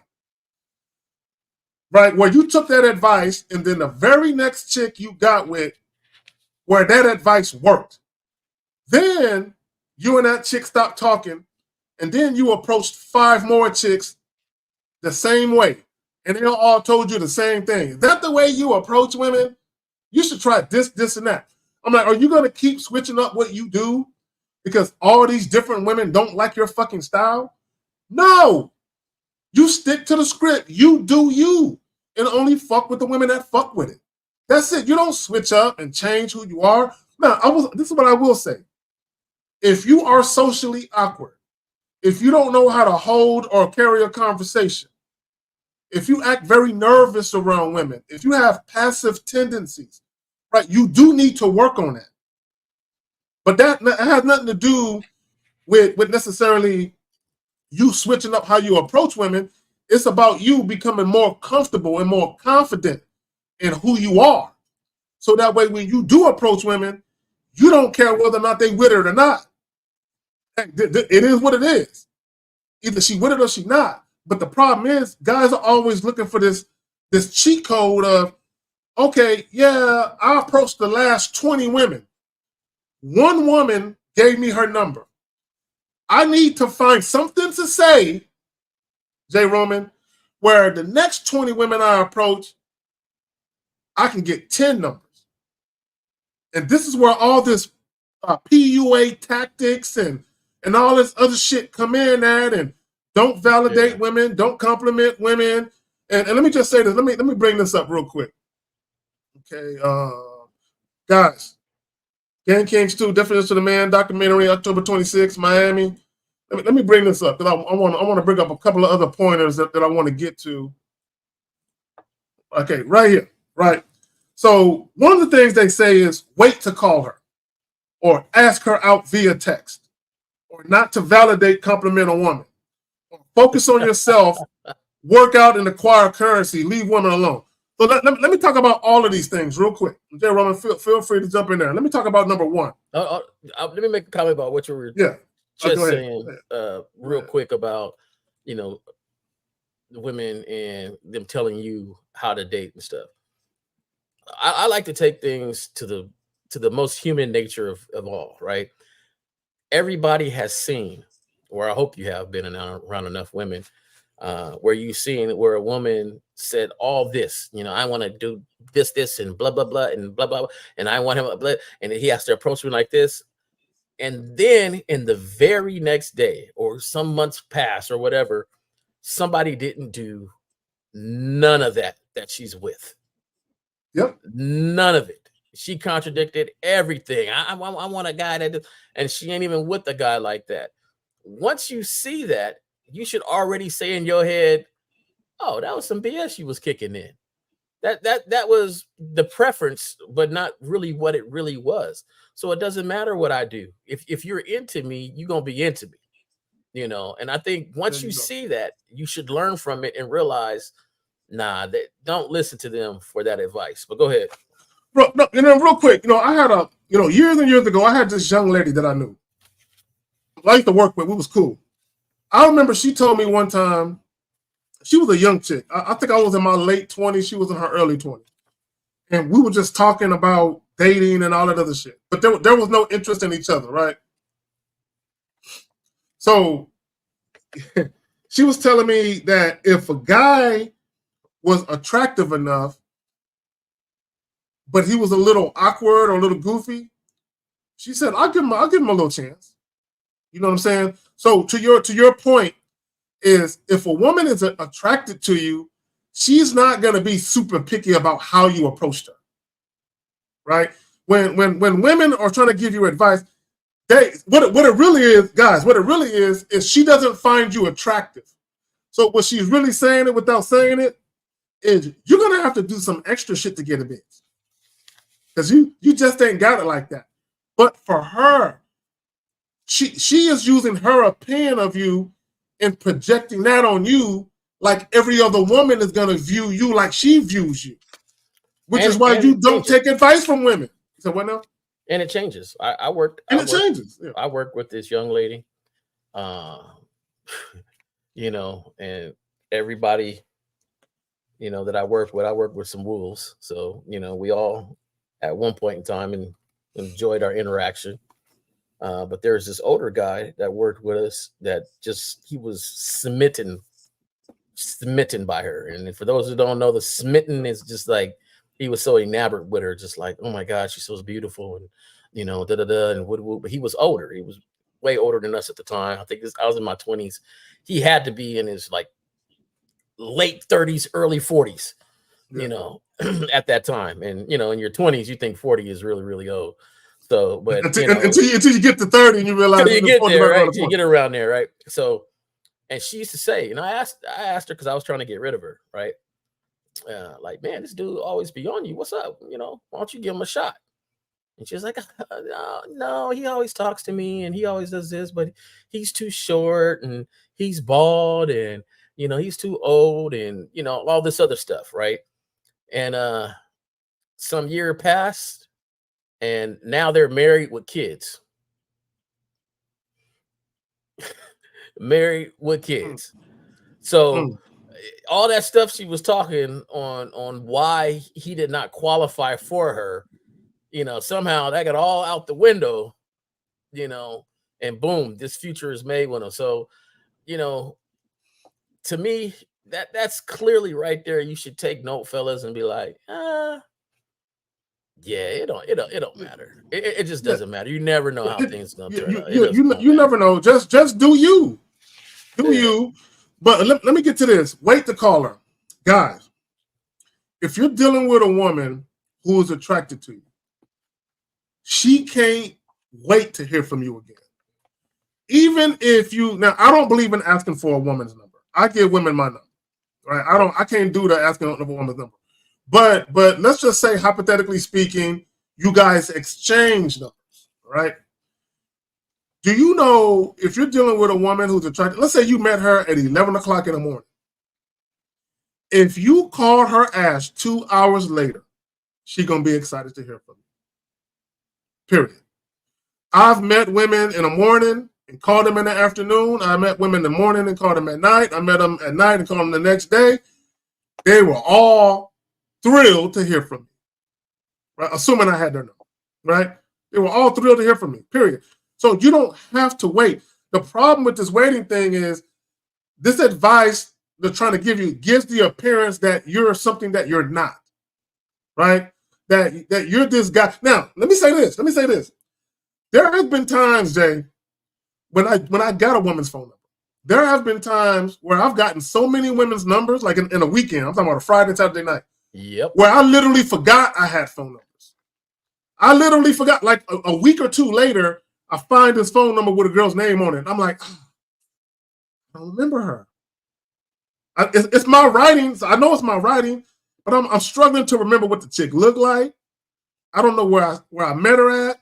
So I just told her notes. Yeah. I used to put notes like in my phone when I got the number, where it had the .com at, because it used to do the @ symbol. And then I write out where I met, like at coffee shop on 6th Street, wearing green shirt. So then I can kind of have some sort of reference to remember that person by. And then the next one, met at, nightclub. She was the one with this dress on, and so it can kind of come back. And you get numbers. I used to do my laundry, and you pull out a number, and you're like, which one was this one? CJ Romer. But do you know how many women you got to be meeting though to have that happen, dog? Like in the course of a weekend, like double digits. You know what I'm saying? Like you meeting women all over the place for you to actually forget that shit. But I don't remember Shorty. It wasn't for y'all. I'm telling y'all changed my view on a lot of different things, because I what is normal to me might not be normal to somebody else. What is normal to the people I hang out with might not be normal to everybody else. Getting numbers was not any issue. And I think I seen one of the people's comments where they said they got like a whole bunch of number, and a lot of them turn out to be BS, and some stuff turn out, and that's true. I might get 10 numbers on the weekend. 3 of them I don't like. I called on the phone and I didn't like them. Like I don't know what I was thinking about, getting them, and then a couple of them. You know what it was? You sobered up. You talked to her with the sober ears. Yeah. You're like, wait a minute. What the fuck did I find interesting about this? A couple of them, you just, and then there's that timetable, right? Because you only got a certain amount of time during the day. you're automatically busy, you're automatically grinding, doing stuff for you, that you don't have a lot of time to be talking on the phone and doing this or that. Then you got those gabbers like to talk on the phone, so y'all naturally ain't gonna vibe. So really, out of 10 numbers, there might be 2 that you kind of might be on the vibe with, and then one of them is BS, because she can't kick it unless you taking her out. So you scratch that one off the thing. So out of that whole afternoon, maybe I got one. I still had a great time going out that weekend because it wasn't just about grabbing numbers. It was about hanging out and, enjoying the party or whatever. So, that is true. But that's why at this moment, like, I would never take numbers. I don't like, here's Bro, my number. I'm not taking no Here's more. my number. You call me when you call. You call me when you call me. Now, if she called me and then I got her number because she called me, cool. But I don't, bro. I'm not. And one of the things if I tell you to call me and you text me, I'll be the first thing I text back is, I see you don't know how to follow instructions. There you go. We already know the match. I told you to call me. I didn't tell you to text me. I'm not gonna have this. I hate texting back and forth forever, right? All day long. You've been texting back and forth. What are we? Well, I'm gonna tell you this: a woman who's actually attracted to you would rather hear your voice. Yeah, she would rather hear your voice. But William Kime says some people really preach only text to make plans. What are your thoughts on dirty talking via text, as long as it's on my terms, like when I'm available, and what we talked about? Okay, so here's my thing. Here's my thing on that. What now? If you met a woman, and when y'all first met, now this is assuming y'all haven't had sex yet. And y'all first met, y'all were very, very flirtatious. The conversation got really sexual and all of that. And then later on, you was texting some dirty shit to her. That's one thing. The problem with the average guy, what the average guy is doing is they're meeting women and they're not flirting with the women. They're not saying anything remotely sexual to the woman, right? So the woman don't even know where their mind is really at as far as what that guy really want to do. Then they get the woman's number, and then later on, they text sexual shit. That's some coward shit to me. You know what I'm saying? Because my thing is, if you felt that way, why didn't you convey that to her face? Why didn't you say that shit to her face, right? Especially, here's the thing. If you was talking for 5-10 minutes, you had a long-ass conversation with that woman, how you talk that long and not let her know where your mind was at, and the only time you can do it is over a text? To me, that screams of a guy who's scary. You're scared to tell a woman to her face anything sexual. So you would rather do it over the phone, over a text where you feel safe. But if you already have rapport with a woman, you've been dealing with a woman, and you're texting dirty shit over a text or a voice note or something like that, that's different. Because you've already established something with her. So that's different. But in the very beginning, when you very first meet women, nah, like be a man about your shit, right? If you're gonna say something sexual, and you're the one initiating it, either do it when you're face to face when you first meet, or if you set up a date, do it then. But this notion of, I'm gonna be super indirect, super passive. I'm gonna ask her where she grew up at, whether or not she got a college degree, what does she major and minor in. I'm gonna ask her favorite color. I'm gonna talk to her about everything under the sun, but when it comes to anything remotely bordering the topic of sex, I'm gonna steer away from that. But as soon as I get her over the phone and I'm texting, now I'm gonna bring up sex. Like, why? Like, why not do that face to face, right? And a lot of guys who do that shit over the text, but they never show that energy face to face, what they're finding out is that the woman is not interested. And a lot of times what women will think, unbeknownst to a lot of guys, is they think you are a fucking coward. They think you are a scary motherfucker. Because they're thinking to themselves, where was this energy when we first met? Why are you being this way now? Real quick. Steve and I, we either did a Tuesday show, the sex talk show, or we did a Wednesday. Yeah, I gotta get on one of those, man. I got to get on one. Get on one of them talk shows. Yeah, and let me say this: a guy called in. A guy called in. And this same guy called in twice. And both times we had him call the women that he was asking for advice about. And both times he called these women live on air. And both the times he called these women, when he revealed to them what he really wanted, they were no longer interested. Because when he approached them, he was super indirect. He was acting like officer friendly. You know what I'm saying? He was all cool. You know what I'm saying? And super indirect and wasn't flirting with them, didn't say nothing about sex at all. But he made it seem like, yeah, I just want to get to know you. We can chill and kick it. And then Steve and I told him, these women probably aren't sexually attracted to you. But in his male mind, then, you know, why they give me their number? Why was they conversating with me? Call them right now, bro. Call them right now and say some sexual shit to him and see what happens. And then what does he do? He call them and the chicks reveal, oh, no, it ain't like that. Oh, we can't kick it like that. And that's what happens because you're inconsistent with who you presented yourself to be. You presented yourself to be like you were this friendly, cool guy, right? Guys, when you deal with women, literally, look, have you ever seen that it's a costume that guys wear and it's a big old dick, you know what I'm saying? The guy walking around, you know what I'm saying? It's a costume of a penis, basically, right? When you're dealing with a woman, that's what she should see. Sex. If you're mainly motivated to deal with a woman because you're sexually attracted to her and you want to fuck, that's what she should see. Well, I think dudes are kind of pandering when they text a whole bunch of sexual stuff, right? You know, you should lay down with me because here's this dirty talk I'm gonna give you. I'm gonna do this to you and that to you and things like that. Like, and in the beginning, like, you know, I'm gonna always keep it real with y'all, keep it 100. When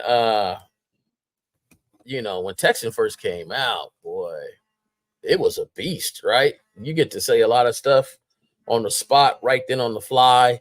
You know, the pictures, the sending the, you know, I ain't gonna lie, I just sent some dick pics. You know, I was proud of my shit. Like that. Hell no. Hell no. Hey, I'm gonna keep it real. I'm gonna keep it funky with the group. You know, this is all younger though. The wiser, no. Older, I hear you. It's a little different. But yeah, I say, she let me see that thing. Bow. There you go. Now, my thing is that I always still prefer to talk on the phone. Yeah. I will give you the greatest 10, at the most 15-minute conversation of the day. And then we're off this phone. Point blank.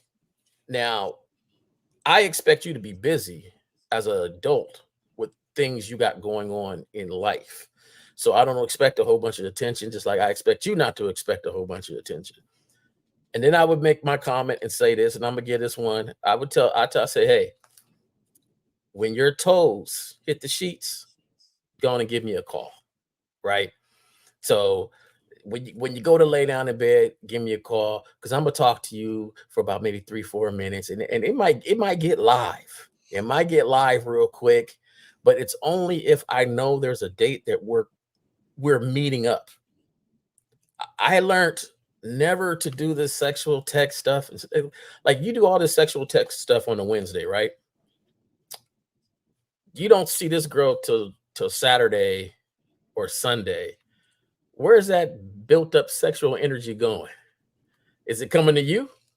You done warmed up this engine on a Wednesday night through text. Yeah, girl, I'll do this to you and I'll do that to you. And she's like, oh yeah, I'm looking forward to our date on Saturday. You mean 5 days done went by before this date and none of that energy was released anywhere? None of it was like, and then when she gets on your date, oh, she's not as sexual. It's all about eating that meal. Like I don't warm up any engine so that I don't drive. So yeah, I'll give you some texts only if you coming this way. It'll be you coming this way tonight. We got some stuff to do that you already know we're gonna do. We're gonna text, and that's it. I'm not just texting you randomly, you know, any of this stuff. All right, let me do this real quick. Let me speak on dick pics. And I know you were young, so I'm not even giving you no credit about that. Let me say something. Let me tell you why I've never sent no. Now, if it's a chick I've already been having sex with, that's different. But let me tell you why I personally don't send dick pics, right? Now follow me on this, everybody. You done sent a pic before, man.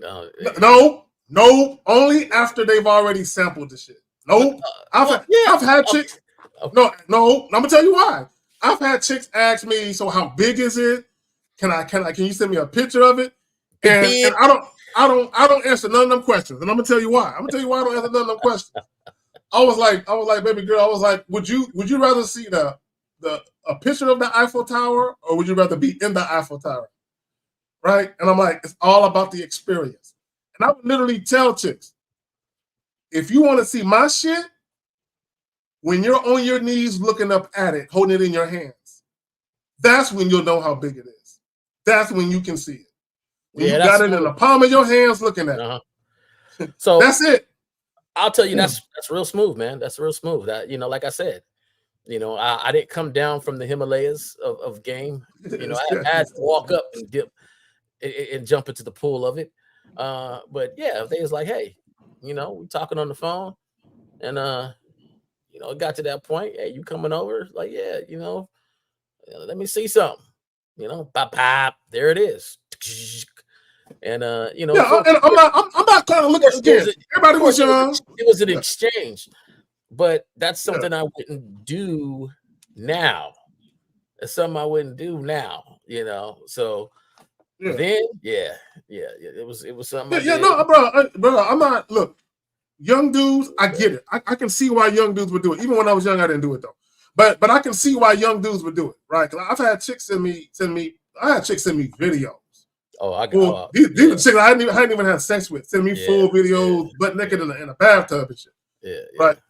But anyway, but my thing is, the reason why I don't send dick pics or whatever is because if you want to be blessed with this shit, you gotta. It's like my dick is its own entity. You gotta meet him in person. You know what I'm saying? You gotta meet him in person. Like fuck all that picture shit. You know what I'm saying? But I will say this: I did not send any pic out to anybody that didn't ask or want the pic. It wasn't like, hey, random shit. Yeah, random hey, you remember me from the club? Thanks for clearing that. You're missing out on. You know what I'm saying? So let me clarify some stuff. There was no sending out like I was passing out business cards or nothing. Like, here's a dick pic for you. Here's a dick pic for you. It wasn't like that. It was in the course of conversation, and we exchanging this stuff. Like I said, people, I don't say stuff and comment on things just because I'm doing that. I comment because I had an experience in doing it, right? I had experience in knocking my head and doing a lot of lame, goofy, sucker stuff where I can come now and be like, oh, because through all that, I didn't have to knock my head twice to learn that lesson. I learned my lesson quick. Like, okay, okay, I ain't doing that no more.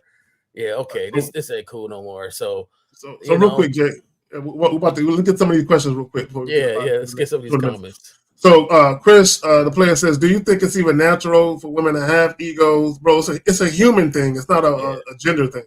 Or is it because women have, women got bigger. This is why women don't approach men the way we approach women, because their ego's too big, right? Is it because women have more masculine energy due to modern males being more feminine? Femininity is humble. Yeah, they do. Well, here's the thing about masculine and feminine energy. All of us got both masculine and feminine energy in us because we came from a mother and a father, right? So it's in us. The problem is, here's the problem. The problem is far too many young men have more feminine energy than they do masculine energy. So if you have more feminine energy in you as a man than masculine energy, when you deal with women have to overcompensate, right? For the fact that you're not masculine enough. They have to overcompensate for that, right? So, and I've always said this, femininity yields to masculinity. And I'm not the first one to say it. So I'm not claiming that. But femininity yields to masculinity. But when you have a man who is not masculine, but yet a woman is feminine, she can't be in her feminine with a feminine man. She might as well be in a lesbian relationship if that's the case, right? But even in a lesbian relationship, one woman is more masculine than the other. right? And that's how that works. If you think about a car battery, there's a negative and a positive charge, right? You can't have a negative and a negative or a positive and a positive, right? The masculine energy and feminine energy is distinctly different for a reason, because it's made to go together like a puzzle piece. It's made to fit together, right? So when you say, no, a lot of women exude masculine energy for survival. Okay, let me explain what I mean by survival. Meaning, you'll have some women who may have been very docile, very dainty chicks, and because of that, maybe they got taken advantage of. So what happens is they will adopt more of their masculine side to prevent from being taken advantage of again, or being treated in a certain way. So that does happen too. But in the case that a feminine woman comes into contact with a man who's more feminine than masculine, she got to overcompensate for that. Let me just tell a real quick story. I'm gonna pass it to you, Jay Roman, real quick. My son had this friend, and I'm trying to make it brief. It's a longer story, but they were all together in an apartment. It was a bunch of dudes in an apartment. I think it was a 2-bedroom apartment. One of the dudes was moving out, and him and his girlfriend were in his room arguing. And one of the things they was arguing about was he was supposed to have gotten the U-Haul already to start packing up his shit. So when they were in the room, and my son overheard this, and he shared this with me because he knows the shit that I teach as far as, manhood and that other type of shit. So he's telling me about his friend. And he said, Dad, I hear him in a room arguing, and she says this to him. You were supposed to have gotten the U-Haul. You're the man. Do I got to be the nigga in a relationship? This is what she's telling her boyfriend. Do I got to be the nigga in a relationship? Basically, she's saying is, why am I telling you what you got to be doing? Yeah. Right. And she said, you're wasting time. Like, you should have been did this. If you needed my help with something, you should have had a plan already, and we could have been doing this. You're the man. Do I got to be the nigga in a relationship? Imagine your woman telling you that. Do I got to be the nigga in a relationship? And that's exactly what she said to him. Do I got to be the nigga in a relationship? Then he said, Dad, he said, this is even worse. He said they went to go get the U-Haul. Jay Roman, he said, on the way back, they looking out the window. Guess who driving the U-Haul? She's driving. She driving the U-Haul while he driving her little car. See, and that's why Yeah. I don't blame women for much. And when we blame men for a lot of it, there's guys that, oh, well, what about the women? If you really break it down, it's on us. The energy, it's on us. Listen, I'm sitting here, and I didn't want to get pulled into coaching. I coached for years and years and years, and my son is playing football now. And I'm going to the football practice, and the football practice is, it's okay. Because I coached and had the experience, and my son asked me, Dad, can you coach? Can you coach? And I checked with him to make it first, make it cool, because I didn't want him just thinking your dad's coming and taking over stuff. What up, Miles? Oh shit! The nigga make a guest appearance. What's up, fam? Hey, what's going on, fellas? Everything What good? up? What up? Yes, sir. Yes, sir. So I didn't want to impede on his vision of playing football. Hello. What's up? Jerome say hello. Hey, real quick, Miles. How long do we got you for, more or less? Just a couple minutes. You got a question? No, I'm going to show you a video. I wanted you to speak to it. So okay. I don't know if you got that kind of time though. Okay, hold on, real quick. Yeah, let's get it. Let's do it. Okay, hold on, real quick. If you got that much time before that phone get hot. Yeah. I want to make sure that the people that are watching on your channel at least get your take on what the title's about. So here we go. All right, fellas, with me. We not taking no ill-advised shots in 2024, bro, and beyond. Women have expressed discomfort in the methodology behind a lot of what we do. I know the game is the game, but the game has evolved. Women have said that they don't like to be approached when they grocery shopping, when they at the gym, when they in certain environments, when they just having a good time. And I'm not telling you not to shoot your shot. What I'm saying is if she doesn't throw you the assist, or you don't have a clear lane to the basket, don't shoot that shot, dog. That's the coach will pull your ass right the fuck out the game, bruh. It take practice. Yeah, it's hard to gauge. You gonna miss some shots. Like, I'm not saying that everything go in. It's like A said, bro. If you know it was a good shot, it was a good shot. What choosing signals are you telling them to look for them to know? So let's talk specifics, because body language changes when a woman is attracted to you. If we talking about from a distance, then you're not just looking for eye contact, bro. Eye contact. I look around the room. You feel me? I'ma lock eyes with plenty in here because we happen to be looking around together. Brody, that's not an open shot. That's a social cue of kindness. Like, she just made the shit less awkward. You're looking for a smile and extra body language, a smile and hair adjustment, a smile and a shift in posture. You feel me? If she shifts towards you, if her body language opens up, if she starts touching shoulders when you get close to her and things like that. What's up, bro? What'd you think about that, Mouse? All right, thank you. So yeah, so here's the thing. I know what that guy is saying. I know what that guy is saying as far as cause see, I don't mess with choosing signals, right? But what I will say is, as men, when we're approaching women, we got to pay attention to social cues. You see what I'm saying? So I think there's a now, if you see a woman that you want to go talk to, just do it. You ain't got to wait for nothing. You ain't got to wait for them to initiate nothing, and you ain't got to follow their lead. You understand? But at the same time, you should pay attention to a woman's body and know when she's interested and when she's not. You see what I'm saying? So a lot of times I think guys do themselves a disservice by not paying attention, and they continue on, and then that's what turns it from a like a not interested situation to an awkward situation. You understand? So I think guys just need to pay attention a little bit more, and you don't have to wait for no choosing signals. But at the same time, once you engage the woman, make sure you're paying attention to her body language so you can know when to continue and when to stop. And right there, and that's the difference. And I want guys to understand what the dude Trip, I think this is his name, in the video was talking about. When you see a woman 20 feet across the room to try and study her body language way from over there, which is goofy. Now, to Miles's point, which I wholeheartedly agree with, once you do approach a woman and you start talking, you do need to pay attention to how responsive and receptive she is to you. And you can tell based on how she responds to you verbally and on her body language whether or not she wants you there. Whether or not she's short with her answers. And you can tell if she kind of wants the conversation to end already, and you just too dumb to catch the clues. So there are clues to catch once you're talking to a woman, though. But for you to be looking 20 feet across the room and be studying her, let me see if there's any kind of signs that she might be interested. Like, nigga, just go over there and take your ass over there and go talk to that lady. And then what happens. And I want to say this too.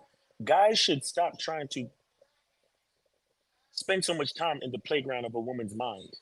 You see what I'm saying? What right do we have to assume all of these different things?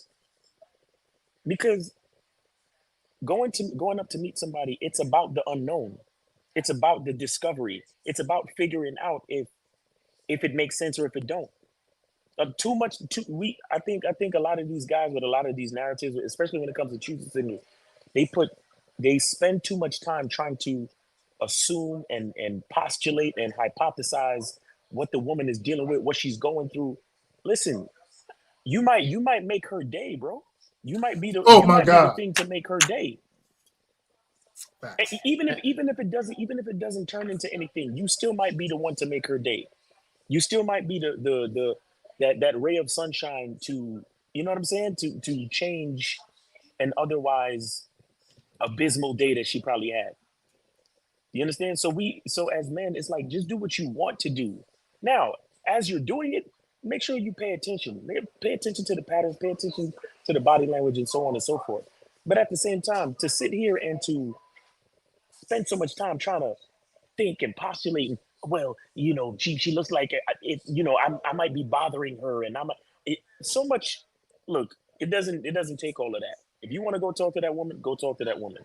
Because the truth of the matter is, it's the courage that you have to go after what you want that will set the stage for you to actually get it. All that other shit is just theory. That's why we call it real game, no theory. All that other shit is just theory. You don't know that woman. You don't know that woman. You don't know what she's attracted to. You don't know where she's from. You don't know what she's going through. You don't know. Sometimes there's people out there that just need you to say, hey, what's up? How you doing? You all right? Everything good? There's people out there that was getting ready to self-delete. And just because you asked them how they was doing, it made a difference in their life. You see what I'm saying? So we don't know what's going on in a person's life. And at the same time, if I want to do something, it's up to me to do it, and I have to just do it. You see what I'm saying?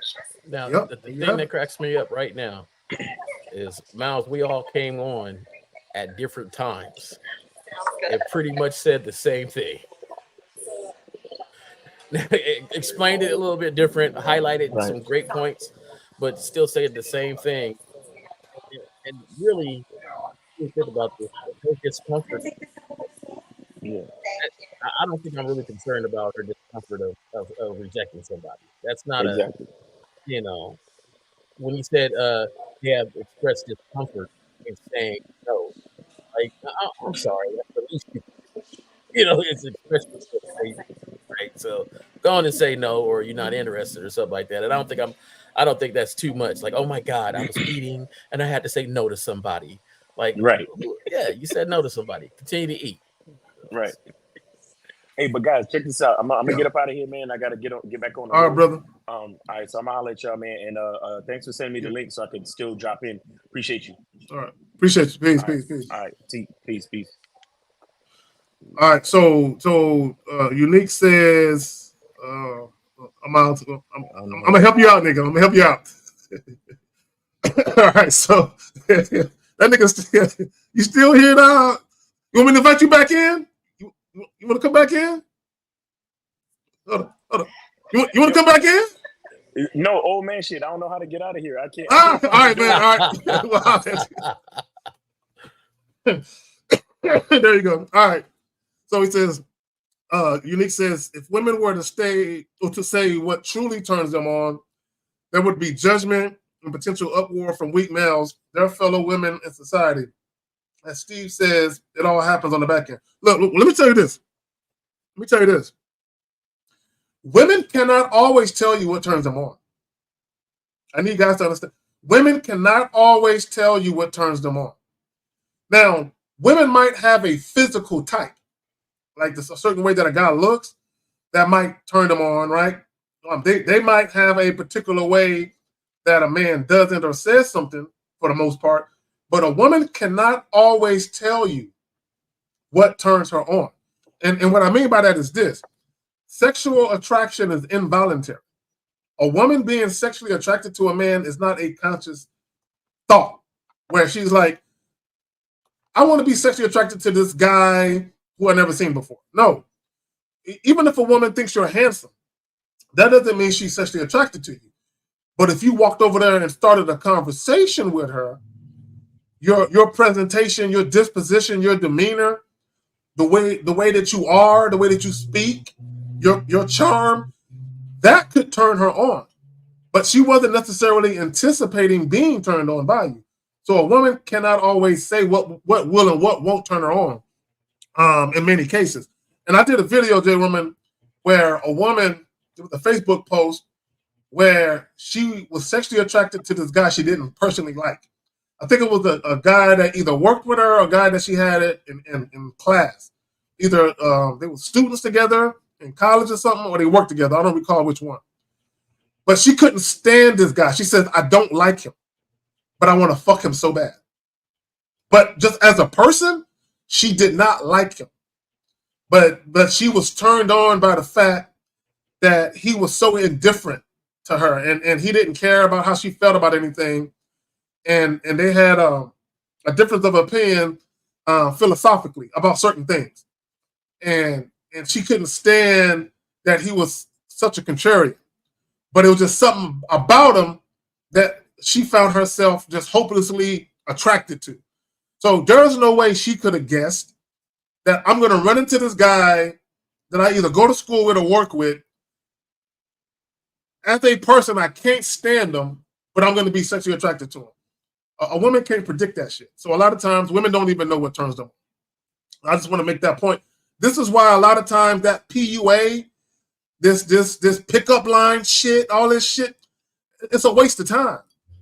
Because you can say, J. Roman, a woman can be sexually attracted to J. Roman. J. Roman ain't got to say nothing but, what's up, babe? How you doing? And she's like, oh my God, he spoke to me, right? And I can walk up and I can have all of these super dope lines. My shit is rhyming like a motherfucker. I'm saying it with all the assertiveness and all of that. And ain't none of it sticking. Because they don't, and she can say, oh, you're smooth. I like the way you put shit. But her pussy is like, not him. That other guy, J. Roman, him, girl. Just him saying, hello, babe, that just made me tingle. This nigga saying all these rhyming words didn't move me at all. So a lot of times it just is what it is. You can't always predict what will make a woman move based on, depending on how she, sometimes it depends on how she feels in the moment. It depends on where her mind is at in the moment, right? And what I mean by that is this. And I've had this happen, Jay. Check this out. Where I met a chick and she was hesitant to deal with me when I met her. I met her later on and she was all up on me. 2 different types of interactions at 2 different points in time. I can't explain why she was hesitant at first, but I meet her sometime later and she all up on me, can't get enough of me. So a lot of times you can't always predict a woman's mood and how that impacts what you're saying to her in those particular moments. But go ahead, fam, you want to respond to that? Yeah, I just think you're totally right on that. And I always think of solution-based, right? I'm a solution-based guy, like, hey, the easiest solution is, instead of spending all that time wondering about her, figure yourself out and create the baseline for you and find people that like that baseline for you. That's it. Like, it's not, you keep bending with the wind over this way and that way. And next, you start to become a hater. Haters are born when they don't understand women, because now they don't understand why I've been in the gym, I've eaten correctly, I've got the car, but she's with this bum over here. Why is that? Well, it doesn't matter why. That's her choice. Now you're hating because you feel like you're better than this guy because he's messing with her or got her, because you don't understand that's her choice, and you don't understand the rule of attraction, like Zach is saying. I know a girl that hates me. She tells me, I hate you. She straight up, like, sometimes I just hate you. But she loves me. You know what I'm saying? Like, she loves me, but she hates me. Bro, I had a fuck buddy that couldn't stand me, bro. Couldn't stand me, right? She couldn't stand me, bro. She didn't like me at all. But guess what she loved, though? She loved being piped down, though, but she couldn't stand me, didn't want to talk to me, bro. And really, I think I just love the fact that you're unbreakable. Yeah, could be that too. I think women who hate something, it's a thin line between love and hate. They just hate the fact that they know it don't matter what they do, they can't break you from you being you. Because if you find one that does break you from you being you, then it's not the same. That whole appeal is just gone. And that's the thing I think talks more, is that, I can't break you because you're so solid in who you are, and what you accept and what you don't accept. And you make no adjustments for nobody, even for me, who's in your life this long or who's close to you like this. You're not even making adjustments for me, and that's what they hate. They hate that you are just you, undeniably, unapologetic. And they'll call you mean. That one chick I was talking about who hated me, when I was like, hey, look, if you got a problem with it, we ain't got to fuck no more. And she was like, no, I still want that dick with your mean ass. That's exactly what she said. I still want that dick with your mean ass. I'm like, all right, cool. And then this is what's so funny. When she would come over, she would just walk right past me. I would open the door. She was like, let's get this over with, right? Just walk, because she couldn't stand me, bro. She couldn't stand me. And she would walk right past me, walk into the bedroom, Now, while we was doing what she was doing, while we was doing what we was doing, she was fully engaged in the moment. And I would talk shit to her, right? Yeah. Like, you like me. Why you fuck? We I can't stand you. I can't stand you. Shut up. Stop talking. Oh, go ahead, Phil. No, I think earlier we was talking about just manhood, society, feminine and masculine. Yeah. And I think that it's so important for guys to maintain their masculinity vigilantly, because that feminine masculinity goes deep into society, right? And just to give a point, they stopped allowing my son to play tag at school. What? Or football, because people could get hurt because they are running around, roughhousing, hitting each other or tagging each other and things like that. Now, they're not supposed to play that in school. Same thing happened to my son. I got my 10-year-old. Same thing happened to him. So you're teaching them to be docile, just to sit and play non-physical games, things like that. And so my son wanted to talk about it. We had a conversation about it, and I had to let him know, man, men we're just different. Boys are just different. We have a certain amount of energy in us, and we like to roughhouse. We like to fight. We like to do certain things. And he was kind of looking at me, and I said, just like when you wrestle with Dad, like, I don't do nothing to you. You just run and jump on me, karate chop me, a suplex kick, and you want to wrestle. Why is that you want to do that? My daughter never wanted to do that. She didn't come and run and karate chop me and try to kick me. Like, why do you want to do it? And he goes, I don't know. And I said, that's just because it's naturally in you to want to be like that. And society kind of breeds it for you to be softer. And that's just on that macro level where I'm talking about. Now, just imagine how much of that has seeped into dating, where we're so concerned about the feminine energy and not about your own masculine energy. And I think that, guys have to be really vigilant in that. I just watched to no fault of hers, and I'm gonna give it up to this lady. I didn't go talk to her or nothing. She's coaching a football team on a different level than my son. I seen her at practice. She had one of the weakest practices I ever seen in my life, but she was out there doing it. I mean, they was running around in the circles. They was running, like, clearly she knows nothing. I'm not gonna say nothing. She doesn't know a lot about football and the fundamentals of practice and everything. I can see that, but she was out there doing it. Me and another dad, at least she was doing. At least she was trying. Yeah. At least she was doing it. And so I'm not talking mess about her at all. I'm giving her props.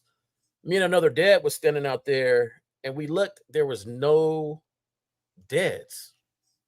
There was no dads out there? No dads out there. Just a bunch of mothers? Just mothers and their sons and a few daughters that was playing flag football, because flag football is co-ed, and out there. But she coached, and she was there, and she was sitting down doing practice. She was sitting down in a chair doing practice. She was sitting down in a chair doing practice, man. Like, ladies. Like, ladies. No, don't talk about her right now. She got all props. We're not going to say nothing negative. I'm just telling you the facts. I'm not going to bring a negative undertone on it, because she was doing it. When there is a lack of masculinity, ladies have stepped up, and then these dudes want to turn around and blame them for certain things. You're blaming them for the lack of what you don't have. And at some point, guys got to start seeing that when they're looking at these shows, or I don't know what you call them, PDA, because I'm new to all this stuff on it. But the expression of always blaming a woman for something that you should be doing, society-wise, there was no dads out there, and let's give 2 dads, at least 2 or 3 dads had to work. Let's just say 2 had to work. What about the other 12? Yeah, kids out there. Okay, let's just say two of the kids' dads, maybe their dad is in prison, or he's no longer with us. What about the other 9 or 8 dads? Well, yeah, 12's track 4 is 8. So what about the other 8 dads? you know, at some point, we got to say, as men, we got to do better. You worrying about approaching a woman and seeing a signal? Worry about your masculinity and being who you are. And who's attracted to that? Like, I don't care if she had to say no today. So what? You're eating the meals. Oh, what a hard thing to do. You're eating the meal. No, thank you. I'm not interested. Thank you. So what? You know, like at some point, we got to understand as men that you are the key. You're the key. You're the key. And you can't blame them. So when the guys start blaming men on these shows and not the women, like the women ain't, the women just aren't exalted from anything. Oh, the women are this, the women that they are filling in on roles that you're not doing, and then you're getting mad that they're filling in instead of getting mad that you don't have it. Okay, let me say this real quick. Efosa with the 223. Bro, you've been sending the most odd dollar amounts, and this is weird as fuck. Or first sex. No, yeah, section. Yeah, you can play music the very first sex session if you want to. It's not too soon. If it's Efosa, if it's part of your identity to play R&B music while you get it in, then play it.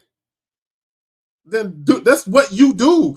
You know, because my thing is, if you like to play music and you're picking and choosing at what juncture you introduce music into it, that means you're kind of trying to kowtow to the woman.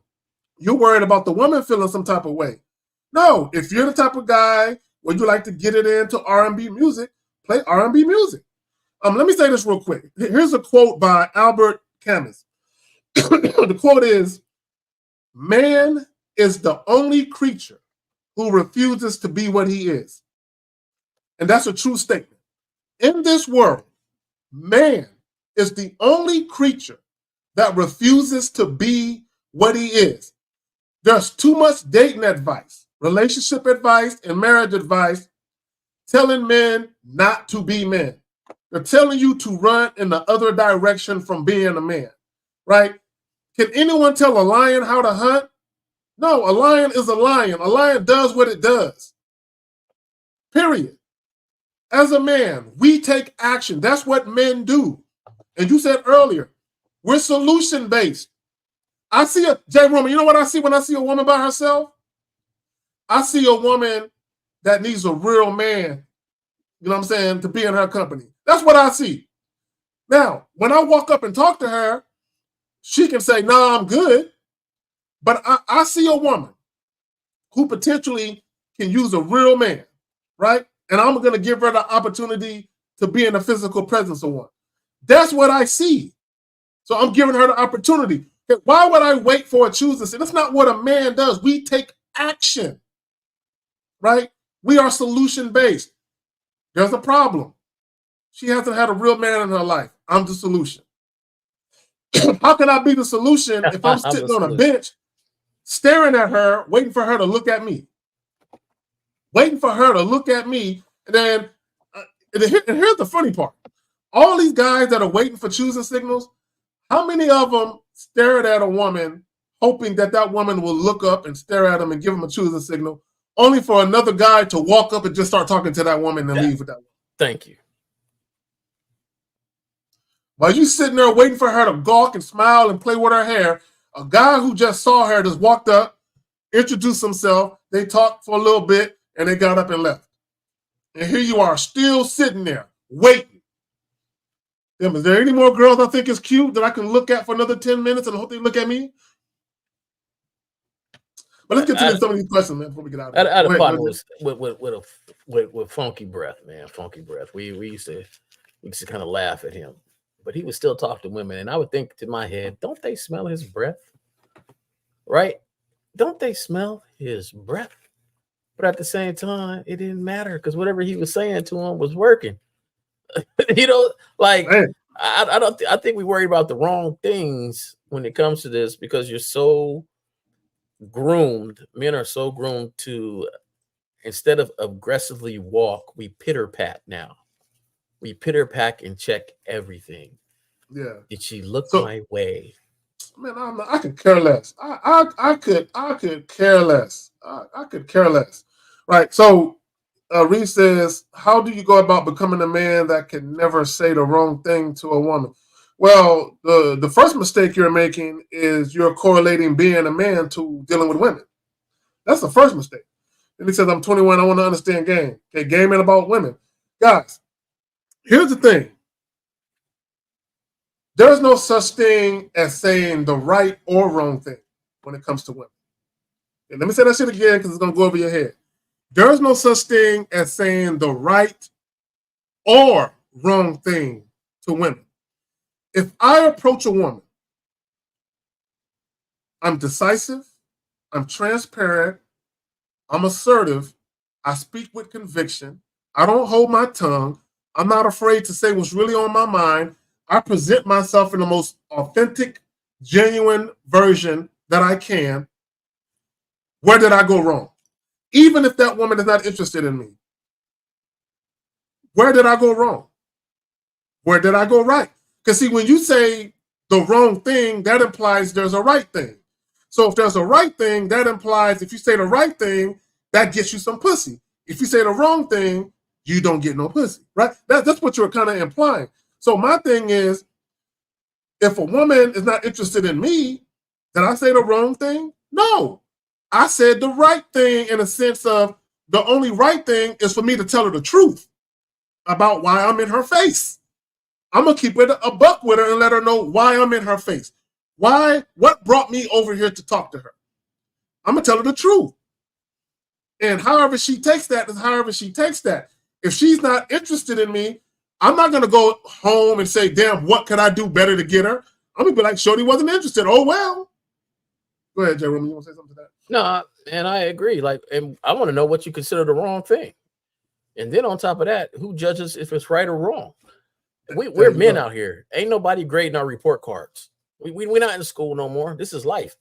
You know, at the end of this month, you ain't going up and getting a grade or a progress report. So who's checking you saying this is the right thing or the wrong thing to say? Like, so that's on you. Now, I will tell you this. If you don't know something about something, then don't say nothing about something you don't know about, right? Like, you know, y'all talking about some science and you don't know nothing about it. You can say, I don't know nothing about it, but this is what I think.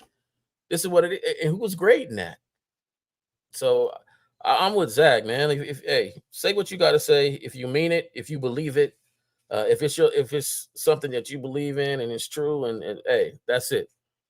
You know, either she's with it or not. But there you go. There you go. And then, no, it shouldn't even be on your conscience. It shouldn't be lingering on your conscience. Like, man, she was really cute, man. I wish I would have got one. Man, you say what you got to say. You put the ball in her court. Either she's going to serve it back or she's going to let the ball go out of bounds. Either way, you keep pushing. And then I would say the rest is experience. Timing. You know, timing is a big thing. Timing is a big thing, and timing is everything. And how to respond quickly to stuff is a big thing, and how to respond in a way that's a big. But that comes with experience and being around people, because you associated saying right and wrong things that, and then game, and then women. You associated three things that are separate, that wave with each other, but they're not together. So, exactly. You know, if you're talking about saying the right thing at the right moment at the right time to be witty, funny, or whatever, you're gonna have to hang around people with some game, and you're gonna have to go through some life experiences and being confident enough. Life experiences. The greatest teacher is experience. You need experience. Yeah, and then you're gonna have to go through that experience with some confidence to say it and make a mistake. That's the thing. We're human beings. You say stupid stuff. People say stupid stuff, but are you confident enough to say that stupid stuff and go through it and learn whatever you need to learn? And I'm gonna say this: and the more you learn, the more astutely aware you become, and the more you have astute observation, you can call out your own fouls. Meaning, like you said, timing is everything. You might say something at an inopportune time, and you know right then and there when you do it, damn, I shouldn't have did it that way. Damn, I should have said that just now. right? Yeah. You know when you mess up, right when you mess up. But that comes with you. You're out there, you're dealing with women, you have all this experience, wisdom, and knowledge. You know you can call out your own foul. Right? I've been there where I said things, chicks, and I knew as soon as it came out of my mouth, it wasn't that I said the thing. I didn't say the wrong thing. I just didn't whisper it. I said it too loud where other people heard. And because other people heard, she couldn't respond the way she really wanted to respond. So she had to go in defense mode and respond the opposite of how she really wanted to respond because other people heard what I said to her. Or Right? just So, the opposite too. When you introduce yourself to some people, sometimes you don't realize you're introducing yourself like, hey, my name is such and such. And they kind of look like, okay. When you say, hey, what's up? My name is blah, blah, blah. Like, oh, okay. Like, now you may think you're yelling, you may think you're too loud, but really, you know, it was clear. She heard it and she realized, hey, this dude's aggressive. Like it sends out a lot more than you think it sent out, besides just the tone of your voice. So you just got to go through those experiences, you know, and know who you are. I don't know who you are. Like, I don't know if you're a quiet dude and you speak softly. I don't know. Like, so you got to get those experiences and go from there. Okay. Real quick, Jerome, and I want to get through some of these questions real quick. Yeah, let's do it. Let's do it overtime, but just real quick. So he says, how do you go about, no, we did that already. We did that. It's this guy right here. So he says, how can a person overcome getting rejected, real harsh in life, still maintain sanity? Bro, why are you so emotional over a woman telling you no? Right? You're emotional over a strange woman telling you no. That's all I got to say about that. Yeah, just imagine this, man. You go home and being down all day for a 20-second interaction. Like, that just doesn't make sense, right? You seen her, maybe it was a 5-minute interaction because it took you 4 minutes just to get up enough nerves to say hello. Either way, that moment out of your whole 24-hour day, you're going to think about and be sad all day about. Like, in that case right now, I don't think you need to worry about rejecting or getting at people. I think you need to build up your confidence and worry about yourself more. So you didn't graduate to the point to get at people yet, because you're not at to the point with yourself where you stepping out the door like a man. All right, let's go to the next one. All right. So he says, I feel the same way about my peace of mind. What do I do about my baby mom deciding to bring her new dudes to my house whenever she comes to pick up our son? I can't stand. There's nothing you can do about it, bro. There's nothing you can do about it, bro. There's nothing. When you have kids with a woman or a child with a woman and you're no longer together, there is nothing. Now, if they're in a car, then why do you care, right? Now, if the dude at your front door holding your son, passing your son to you, then there's some boundaries there. But other than that, once you're no longer in a relationship with the woman, or if you never got into one to begin with, and she's dating or in a relationship or married to somebody different, bro, you got to suck it up. Hey, this stuff I'm gonna be talking about on my channel and stuff, and you know, it's coming. It's coming. I keep telling y'all that it's coming. One, I'm gonna keep this brief because Zag already done told me we on overtime. He coming to your door, so what? Chop that up. You guys aren't together anymore. In fact, it's a better thing that he did come to your door. So now you know who's around your son. You got a picture to him. You got a face to him. Great opportunity to shake his hand and say, hey, my name is such and such. What's yours? You meet him. You know, you want people to be around your kid's life that are decent people, and you get to set that tone even with him by the way you come off like a man, shaking his hand and saying what's up and things. That ain't mean y'all got to get a beer or nothing like that. But now you want his name. Yeah. You want to know what he looks like. You want to know certain information because your son is going to be around him. So now let me say this, because he said dudes plural, and if it's multiple guys and she got multiple guys around your kid, as foul as that is, there's nothing you can do about it, bro.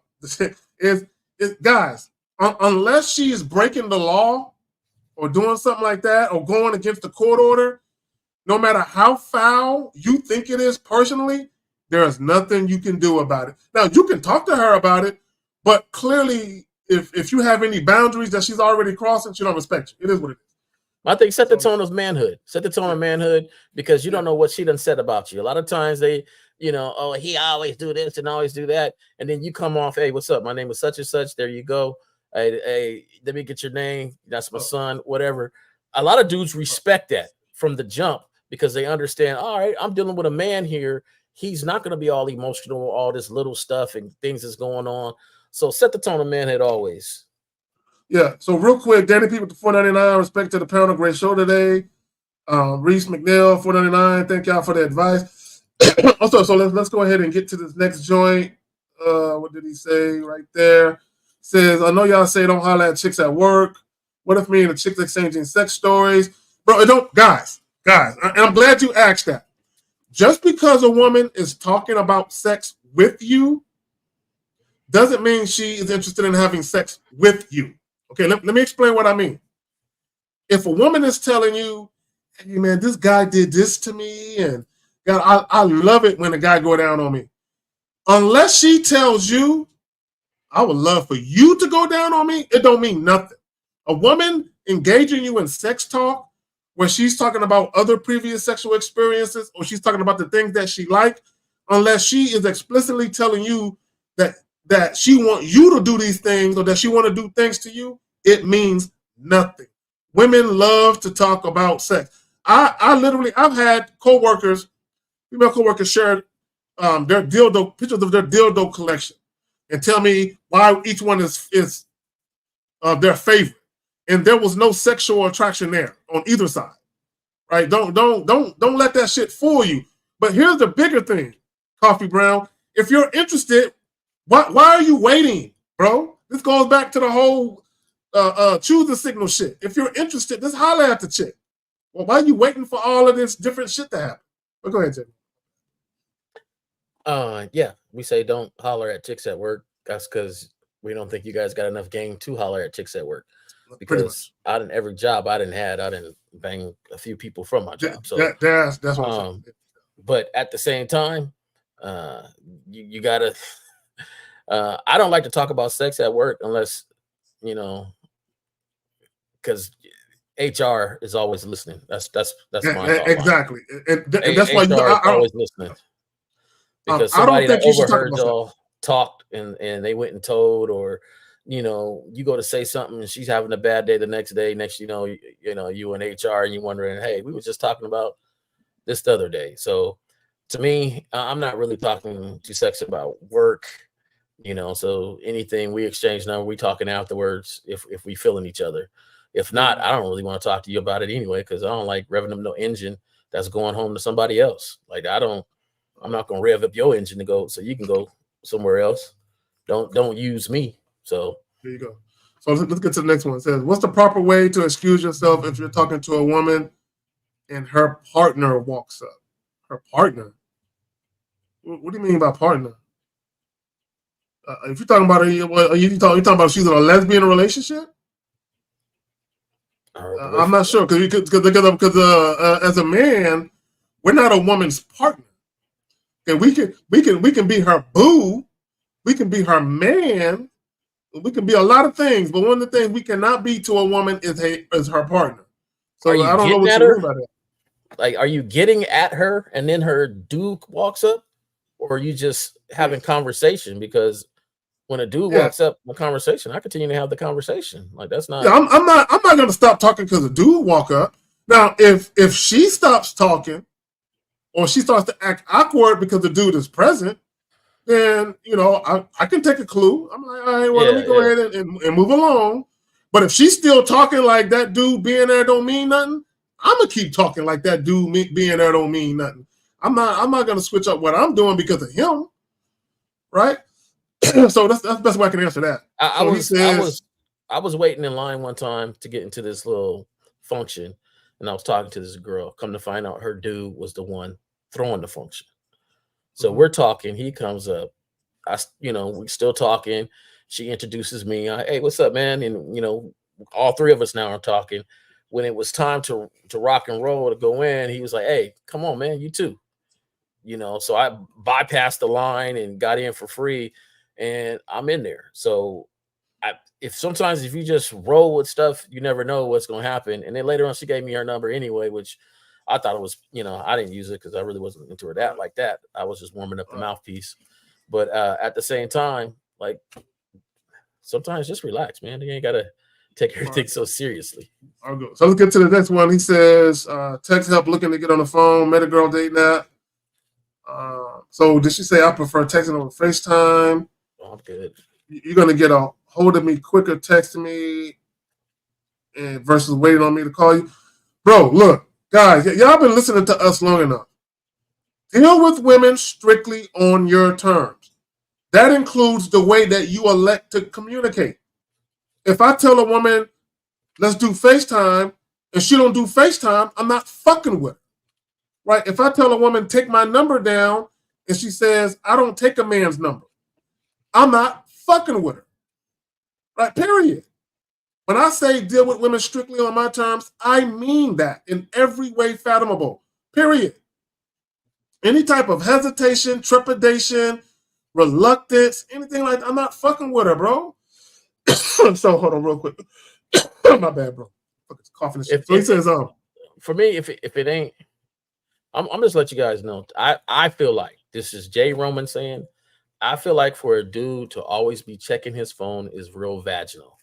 If you don't have a business, you know, where you're completing orders and answering emails and stuff like that, to be always on your phone like ladies be, to me, it's just real vaginal. I don't want to text all day long. Give me that call out. Let's have this conversation so I can hang this phone up, and that's that. All right. So Unique says, what's your opinion on just be yourself? I believe being the best version of yourself is way better. What do you both think? Well, when this is my personal opinion, right? When I say just be yourself, be the most authentic version of yourself that you're comfortable with. If who you are is a shy guy who's not self-assured, you have low self-esteem, then you have to work on that. You have to work on why you're that way, right? So Unique, I can see the dilemma with people giving the advice of just be yourself. And there is some validity to saying you can't tell everybody just to be themselves because not everybody like themselves. So if you don't like yourself, it's hard to tell that person to be themselves because they don't like who they are, which is why most guys, when they meet women, they always got a mask on because they don't like who they are. Because if you liked who you are, or if if you liked who you are and you were comfortable in your own skin, why wouldn't you introduce that to a woman? But go ahead, J. I think sometimes it's kind of easier to say just be yourself, but there's a step in between that is which you need to know yourself to be yourself. And I think that's the part that some people misunderstand, you know, and then I like the way you put being the best version of yourself. Who I am, I never think I'm the best version of myself. I'm always working on something to improve. But you got to know yourself, be honest with yourself, and say, this is the things I have that's not too great. You know, I got this, I don't know, Zach said something, you know, some weird quirkiness about you. Is that a good thing that you think? Is it a bad thing? Is it something you need to work on? Is it something you need to change? Are you procrastinator? Do you get too involved with stuff? You forget to handle other things? Do you like whatever it is? You should be man enough to know yourself, to improve yourself, and then be able to represent yourself exactly on who you are. Okay, so last question. So he says, when talking to a woman to exchange contact info, should I have a conversation first, then first? I think he meant then give her my number. Okay, so the way you worded your question is the problem. Yeah, well, I take now, peep what you said. When talking to women to exchange contact information, I never talk to a woman to exchange contact information. Listen to what I'm saying, because I don't want this to be lost. I never talk to a woman to exchange contact information. I talk to women to give them an opportunity. Once the woman lets me know that she's interested in taking the opportunity, then I give my number to her to let her know to stay in touch with the opportunity, which is me. That's it. I'm not talking to a woman to exchange contact information. The problem with a lot of you guys is y'all are mainly focused on getting the phone number. Like, you're mainly motivated to get the phone number. So during the course of the conversation, you never get the intel that you need. And the intel that you need is to know if that woman is down to follow your lead. So whether you're wanting her to come back to your spot, right? Whether you're mainly interested in a fuck buddy scenario, or if you want to offer her a date, let her know all that information right then and there. Let her know what it is you want to do. Set her expectations, and then let her decide whether or not she wants to partake in that activity. If she says yes, then it makes sense to exchange contact information. If she says no, or she's hesitant on some I don't know, and any of that type of shit, then you know she ain't the one you should be talking to. But go ahead. On this one, you know, like always, man, I didn't gave my number to some women I ain't even said hello to. You know, I seen them and I wrote my number down and I said, hey, I'm about to leave. You know, I seen you just come in here. Call me. I think Zag is 100% right. Sometimes when you guys talk to women, you're talking to her to see if she likes you instead of to see if you like her. And when I mean not like, but bro, I need you to go back and say that again. Can you please say that again? I said so they're talking to her. They're talking to her to see if she likes you instead of you talking to her to see if you like her. And I think that's the issue when it comes to it. Are you trying to qualify so she accepts your number, or are you trying to qualify her to you to say, okay, I think you're cool enough where I can give you this number? And I think that's the difference. So there you go. It all depends too. No, that doesn't depend on anything. That's what I'm talking about. But you know, fellas, y'all gotta have.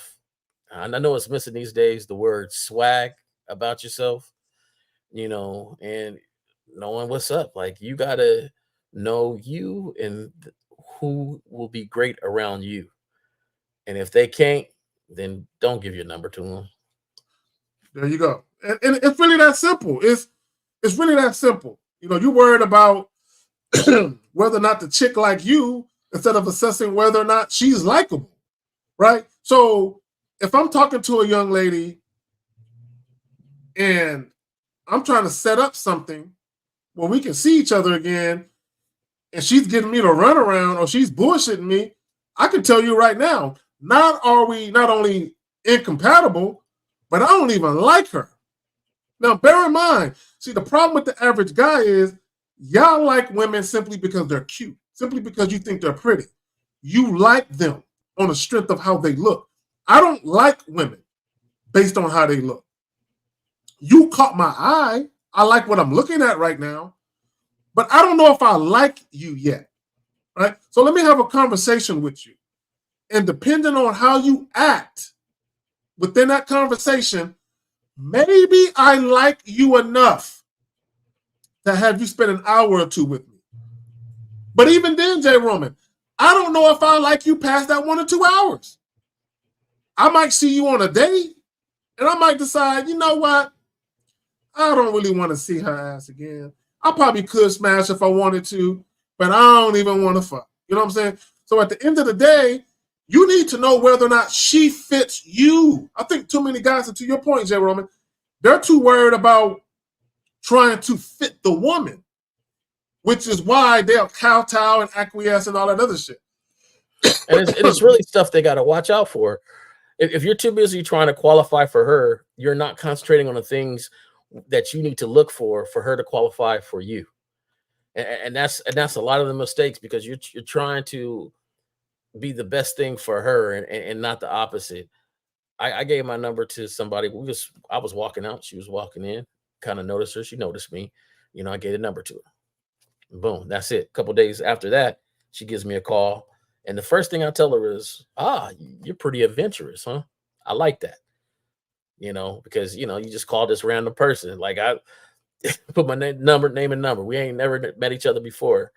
And now this is where, if you don't have anything to say, which makes it awkward, right? The number calls you, boom. I let her know, hey, okay, you pretty adventurous, huh? I like that. And she goes, yeah, why? You know, why'd you give me the number? Now, at that moment, some guys might be stuck. Oh, well, I was looking at you and I said, hey, I seen you walking in, and instantly I wanted to know that the inside matched the outside. Right. And then we went from there. And basically I let her know, I want to know if that personality matches the beauty, because it's not the beauty, it's the fact that what you do from this point on and the conversation, how we talk to each other is going to rock. Plus, I did a back end compliment where I ain't got to say you're beautiful. You already know that. I'm trying to worry about the other stuff. So, there's things in the way you guys got to come on, say stuff, and you got to have a plan. You got to know what's next. You got to know that's manhood, that's fortitude, that's vision, and going from there. Don't give your number to somebody that you don't expect to call. Don't give your number to somebody that you ain't got no plan on how to communicate with them when they do. Real quick, Zay, yes, my Canes are gonna win. Yep, this year. Unique 79 with the 20-year-old. He says, K Zach and J Roman change the title to best dating advice ever. Do follow these steps. I like that. I like the way you think, Unique. Priceless game today. Like and subscribe to both. And to Miles. I will purchase a couple of your merch, K Zach. Appreciate you, Unique. Thank you, brother. So guys, on that note, we are about to be out. If anyone got any questions that we skipped over or missed, some of it was done on purpose. I'm just letting you know. Know what I'm saying? Because some of the questions I can't. I wish there was a way to electronically check y'all ages and shit. Just email them to jroman at yahoo.com. Email address. What's my email? Man, Renee. Yeah, there you go. Because someone puts J Roman. I think I saw it earlier. Email him to J Roman. That's his guilty pleasure. He'll sit there with a candlelight next to his laptop and answer these questions and shit. See, I'm gonna just tell y'all this. Zag and them been doing this for years. And it's almost like when you do something for so long and people ask the same question from way back 10 years ago that they ask it now, they get a little worn down on the elementary questions, right? How do you say hello? Well, you just say hello. So you can email me because I'm new to this. There you go, right there. But there you go. Email the Chiefs again. What's stuff? Y'all email those questions. I want to email these questions. I don't have the energy them for you. Yeah, I hope you understand when I answer. I can't do it. Look, let me tell y'all something. Jared, this is how I feel. This is how I feel. I feel like I'm so knowledgeable and I have so much information to bestow upon these young men that can you ask me a deeper, harder question? Pause. You know what I'm saying? Can you ask me a question with more meat on the bone? Can you ask me something with more substance? Can you ask me a question where I say, that's one hell of a question.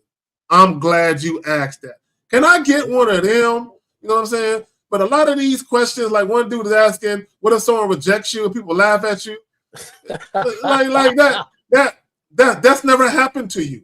Like, let me just say this about that. We got to stop with the hypotheticals. Well, what if this happens? Or what if I'm in this situation? For you to even be in any type of scenario with a woman, you got to be talking to a woman. So how about you go talk to a woman? You know what I'm saying? Go talk to women on a regular basis and actually get some experiences under your belt. But I've never been laughed at. Okay, and if I was, I didn't notice it. You know what I'm saying? I was laughed at before. I didn't care. That's what I'm saying. But even if you do get laughed at, so what? Okay. And honestly, I'd have laughed at me too. So, Yeah. I'm saying. I've done some goofy shit. But here's the thing. I want guys to think about this. Okay? And I've said this so many fucking times. When you very first approach these women that you're talking to, they are complete strangers. That's what they are. So I want guys to think about this. Jay Roman, have you ever been walking down the street or walking and there's somebody walking towards you and you say good morning or good afternoon and they ignore you and keep on walking? Yeah. I've had that happen a lot of times. And it's not, it could be an old dude, a young dude, it could be a woman, it could be whoever. It can even be a kid. What's up, young man? Good morning, bucket mouth. Nah, go ahead. Okay, no, one time I told this dude what's up, and he kept on walking. I was like, fuck you then. No, so I said, fuck you then. And then he turned around. I said, oh, now you want to turn around, nigga? No, but I'm trying to give you condolences around here. Yeah, no. What it was. I was working for this company, and there wasn't too many black people, and he was one of the few black people that worked there. So I'm in a parking lot, and I'm like, it already ain't enough of us here and shit. You know what I'm saying? At least we could do is speak to each other, goddamn it. So when I said that shit, and he kept on walking. I'm like, well, fuck you then. You know what I'm saying? Then that motherfucker turned around and shit. Hey, but he didn't say nothing though. He kept on walking. Even right now, you know, as y'all might notice, I'm a talkative dude. I say what's up to people. I said what's up to this guy at work. Didn't say nothing. I said, oh, okay, maybe you didn't hear. A different day, I said what's up. Okay, now I say what's up to everybody but him. Like I'm not gonna be steadily saying what's up because that ain't my name. Like, look, okay, I get it. You don't, for some reason, you ain't vibing with me. I don't care. Cool. Enjoy your day however you want to. But I will go into a room and be like, what's up, what's up, what's up, and what's up, what's up. That's my nature, bro. Like, at the bare minimum, I give you a head nod. I might do that. But I'm just a courteous person like that. I'll give you a head nod. Sometimes, if depending on my mood, I might not do anything. But I said earlier when I started beginning, all you can really expect of anyone is just courtesy. But guys got to remember that nobody owes you that either. Women don't owe you no courtesy. They don't owe you a response. If you give them a compliment, they don't owe you any gratitude or appreciation for that compliment. Nobody owes you anything. So if you're talking to a woman and she's ignoring you, or if she is short with her responses, all you got to know is she's not interested. Keep it moving. You got to have more fortitude about yourself. That's built for tough. On that note, y'all got the email. That's J. Roman email. So for all y'all with the middle school questions, for all y'all 15-year-olds watching, because y'all got to be 15 with some of these questions, right? Ask him. J. Roman will take the questions of all the middle school guys. You know what I'm saying? Zag is answering questions from college and up. He's no longer answering questions from elementary, middle, and high school. Okay, he's been on this. He has enough videos where you can go back and watch them. He has enough time giving y'all information and a lot of free game that at this moment, the least you can do is ask a in-depth, more game mature question. Thank you, brother. That's all. Look, Jay Roman said it perfectly. Bro, that was so eloquent, bro. That diatribe was magnificent. If that's so hard to ask, gentlemen, guys, for you to ask a real motherfucking question, if that's all, ask me a question where guys in the chat are clamoring. You know what? That's a question I would ask. But maybe they don't want to ask it for whatever reason. And it's a question that if I answer it, when someone watches the playback on this live stream, that one question could mean the world to them because of how we answer it. And the fact that you had a courage enough and thoughtful enough to ask it the way that you asked it. On that note, appreciate y'all coming through. Jay Roman, you got anything you want to say to the ladies and the gentlemen before we bounce? Hey, peace out and enjoy your Saturday, man. Go do something fun. Enjoy your life. All right. You woke up breathing. That counts. Chiefs again. Bro, you might be in your 40s, but your question, look, I'm going to keep it real. Your question is a question that a teenager would ask. Now, I got to look to see what this question was. I don't even know what the question was. I'm not, he's the one that's talking about being laughed at as people approach. Oh, come on. So if you better laugh at yourself too, man. If you do something stupid, you better laugh at yourself, man. Well, I'm going to say this, Chiefs, I don't know if you're a virgin or if you got limited sexual experience, which means you probably haven't dealt with women a lot. But just because you're older doesn't mean you have a lot of experience dealing with women. So your limited amount of experience, you have a young man's mentality, right? You have a young man's mentality because your experience is limited. Jay Roman will take your questions. Let me tell him this real quick before we go, Zach. Go ahead. You've been on here waiting before I hopped on. I was in junior high. And everybody told me this girl liked me in school. You know, hey, Elizabeth like you. She was one of the prettiest girls in the school, you know, everybody. So I was like, oh, okay. So at lunchtime, I'm talking to her. Everybody kind of looking at us as I'm talking to her. You know, her friends done told her I'm coming to talk to her and whatever. So I put my foot up on the seat. She's sitting down on the seat, and a bird comes and shits and hit every article of my clothing. It hit my hat, my shirt, my jeans, and my shoes. That's how much the bird just came and was like, not today. Blah, blah, blah.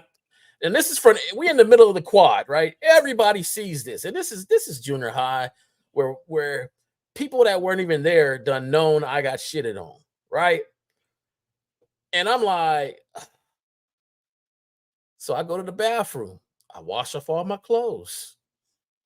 You know, that's it. I can't do nothing about the moment. That it happened. So what? It didn't stop me from breathing. I didn't care. Like, hey, me and her was just cool. But yeah, I was the dude that got shitted on, and it went to every last piece of my clothing. I tell you, the bird, he must have aimed at me. I don't know what I did to him, but you know, it was a vengeance shit or something. So because he got me good. Even then, the fortitude of your mind is so what? You're still breathing and able to type this question in. Hey, if somebody laughs at me, yeah, they didn't take your life away. That's all you can do. Right there, Raymond Burnett. That's all you can do is laugh at it. Yeah, like if it wasn't for bad luck, I would have no luck. Yeah. Yeah, I wiped it off. Hey, let me go to the bathroom. That's it. Played it off smooth, and that was it, man. Like, come on, have some fortitude within yourself. Hey, like, if somebody was to put their hands on you, you would fight to the last breath to make sure you survive that moment. And you mean to tell me this moment is the one that's going to make you question life? Like, come on, man. Let's look, have Jay, a moment of fortitude. I was in the military, right? And we were in the chow hall. With chow hall's cafeteria, that should be obvious. Yeah. And there was this girl that we were staring at each other. I'm sitting here eating. I'm rocking back and forth in my chair. I'm rocking, right?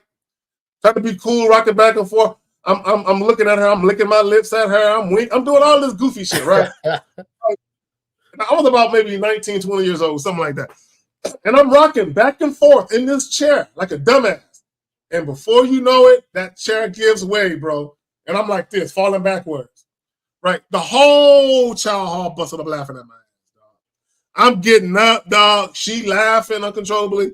So I just sit back in my chair, dog. Just like he said, sometimes you gotta laugh at it. You gotta laugh, man. I gotta laugh. And then people were like, you should have seen your face. Right? But they said I was grabbing for the table. And my eyes got big. They're like, you should have seen your face. That shit was so fucking funny. Right? But all you can do is laugh at it. So I was embarrassed for about 10 seconds. And like someone said, I think Antonio, I just dusted it off and be like, oh well, the shit happened. The shit happened. Hey, I went to the bathroom, washed off, and you can see my water spot coming back to class. So, you know, I had to let it dry and everything. But so what, man? So what? There's so much more to live in life. If you are breathing, you live life. And one rejection, 2 rejections, 3 rejections, 30 rejections. I've had, look 400 rejections is better than getting in a bad relationship. Trust. There you go. And not only that, but these moments people laugh at you. Bro, I remember I was in a club and I slid down the stairs, bro. And I literally slid across the floor on my back, bro. And when I got done sliding, I was literally I was in between this girl's legs looking up at her, bro. I slid. I guess it was wet from people dropping, you know, when I'd have been like, I did that on purpose. And I just my foot, the back of my heel slipped on the stairs, gave way, and I just slid across the floor for about maybe 5 feet. And I'm looking up at the chick, and I'm like, you know what? I didn't do this shit on purpose. But Zach, I had a comedian in the first. I had a comedian on stage, full audience, ragging on me, and I didn't know about it. I mean, he got an audience. Like, this is his. I didn't know he was even talking about me. And you know what's so crazy? It was a show that I put on. I was one of the promoters. We put on this comedian fashion show. We got the full auditorium.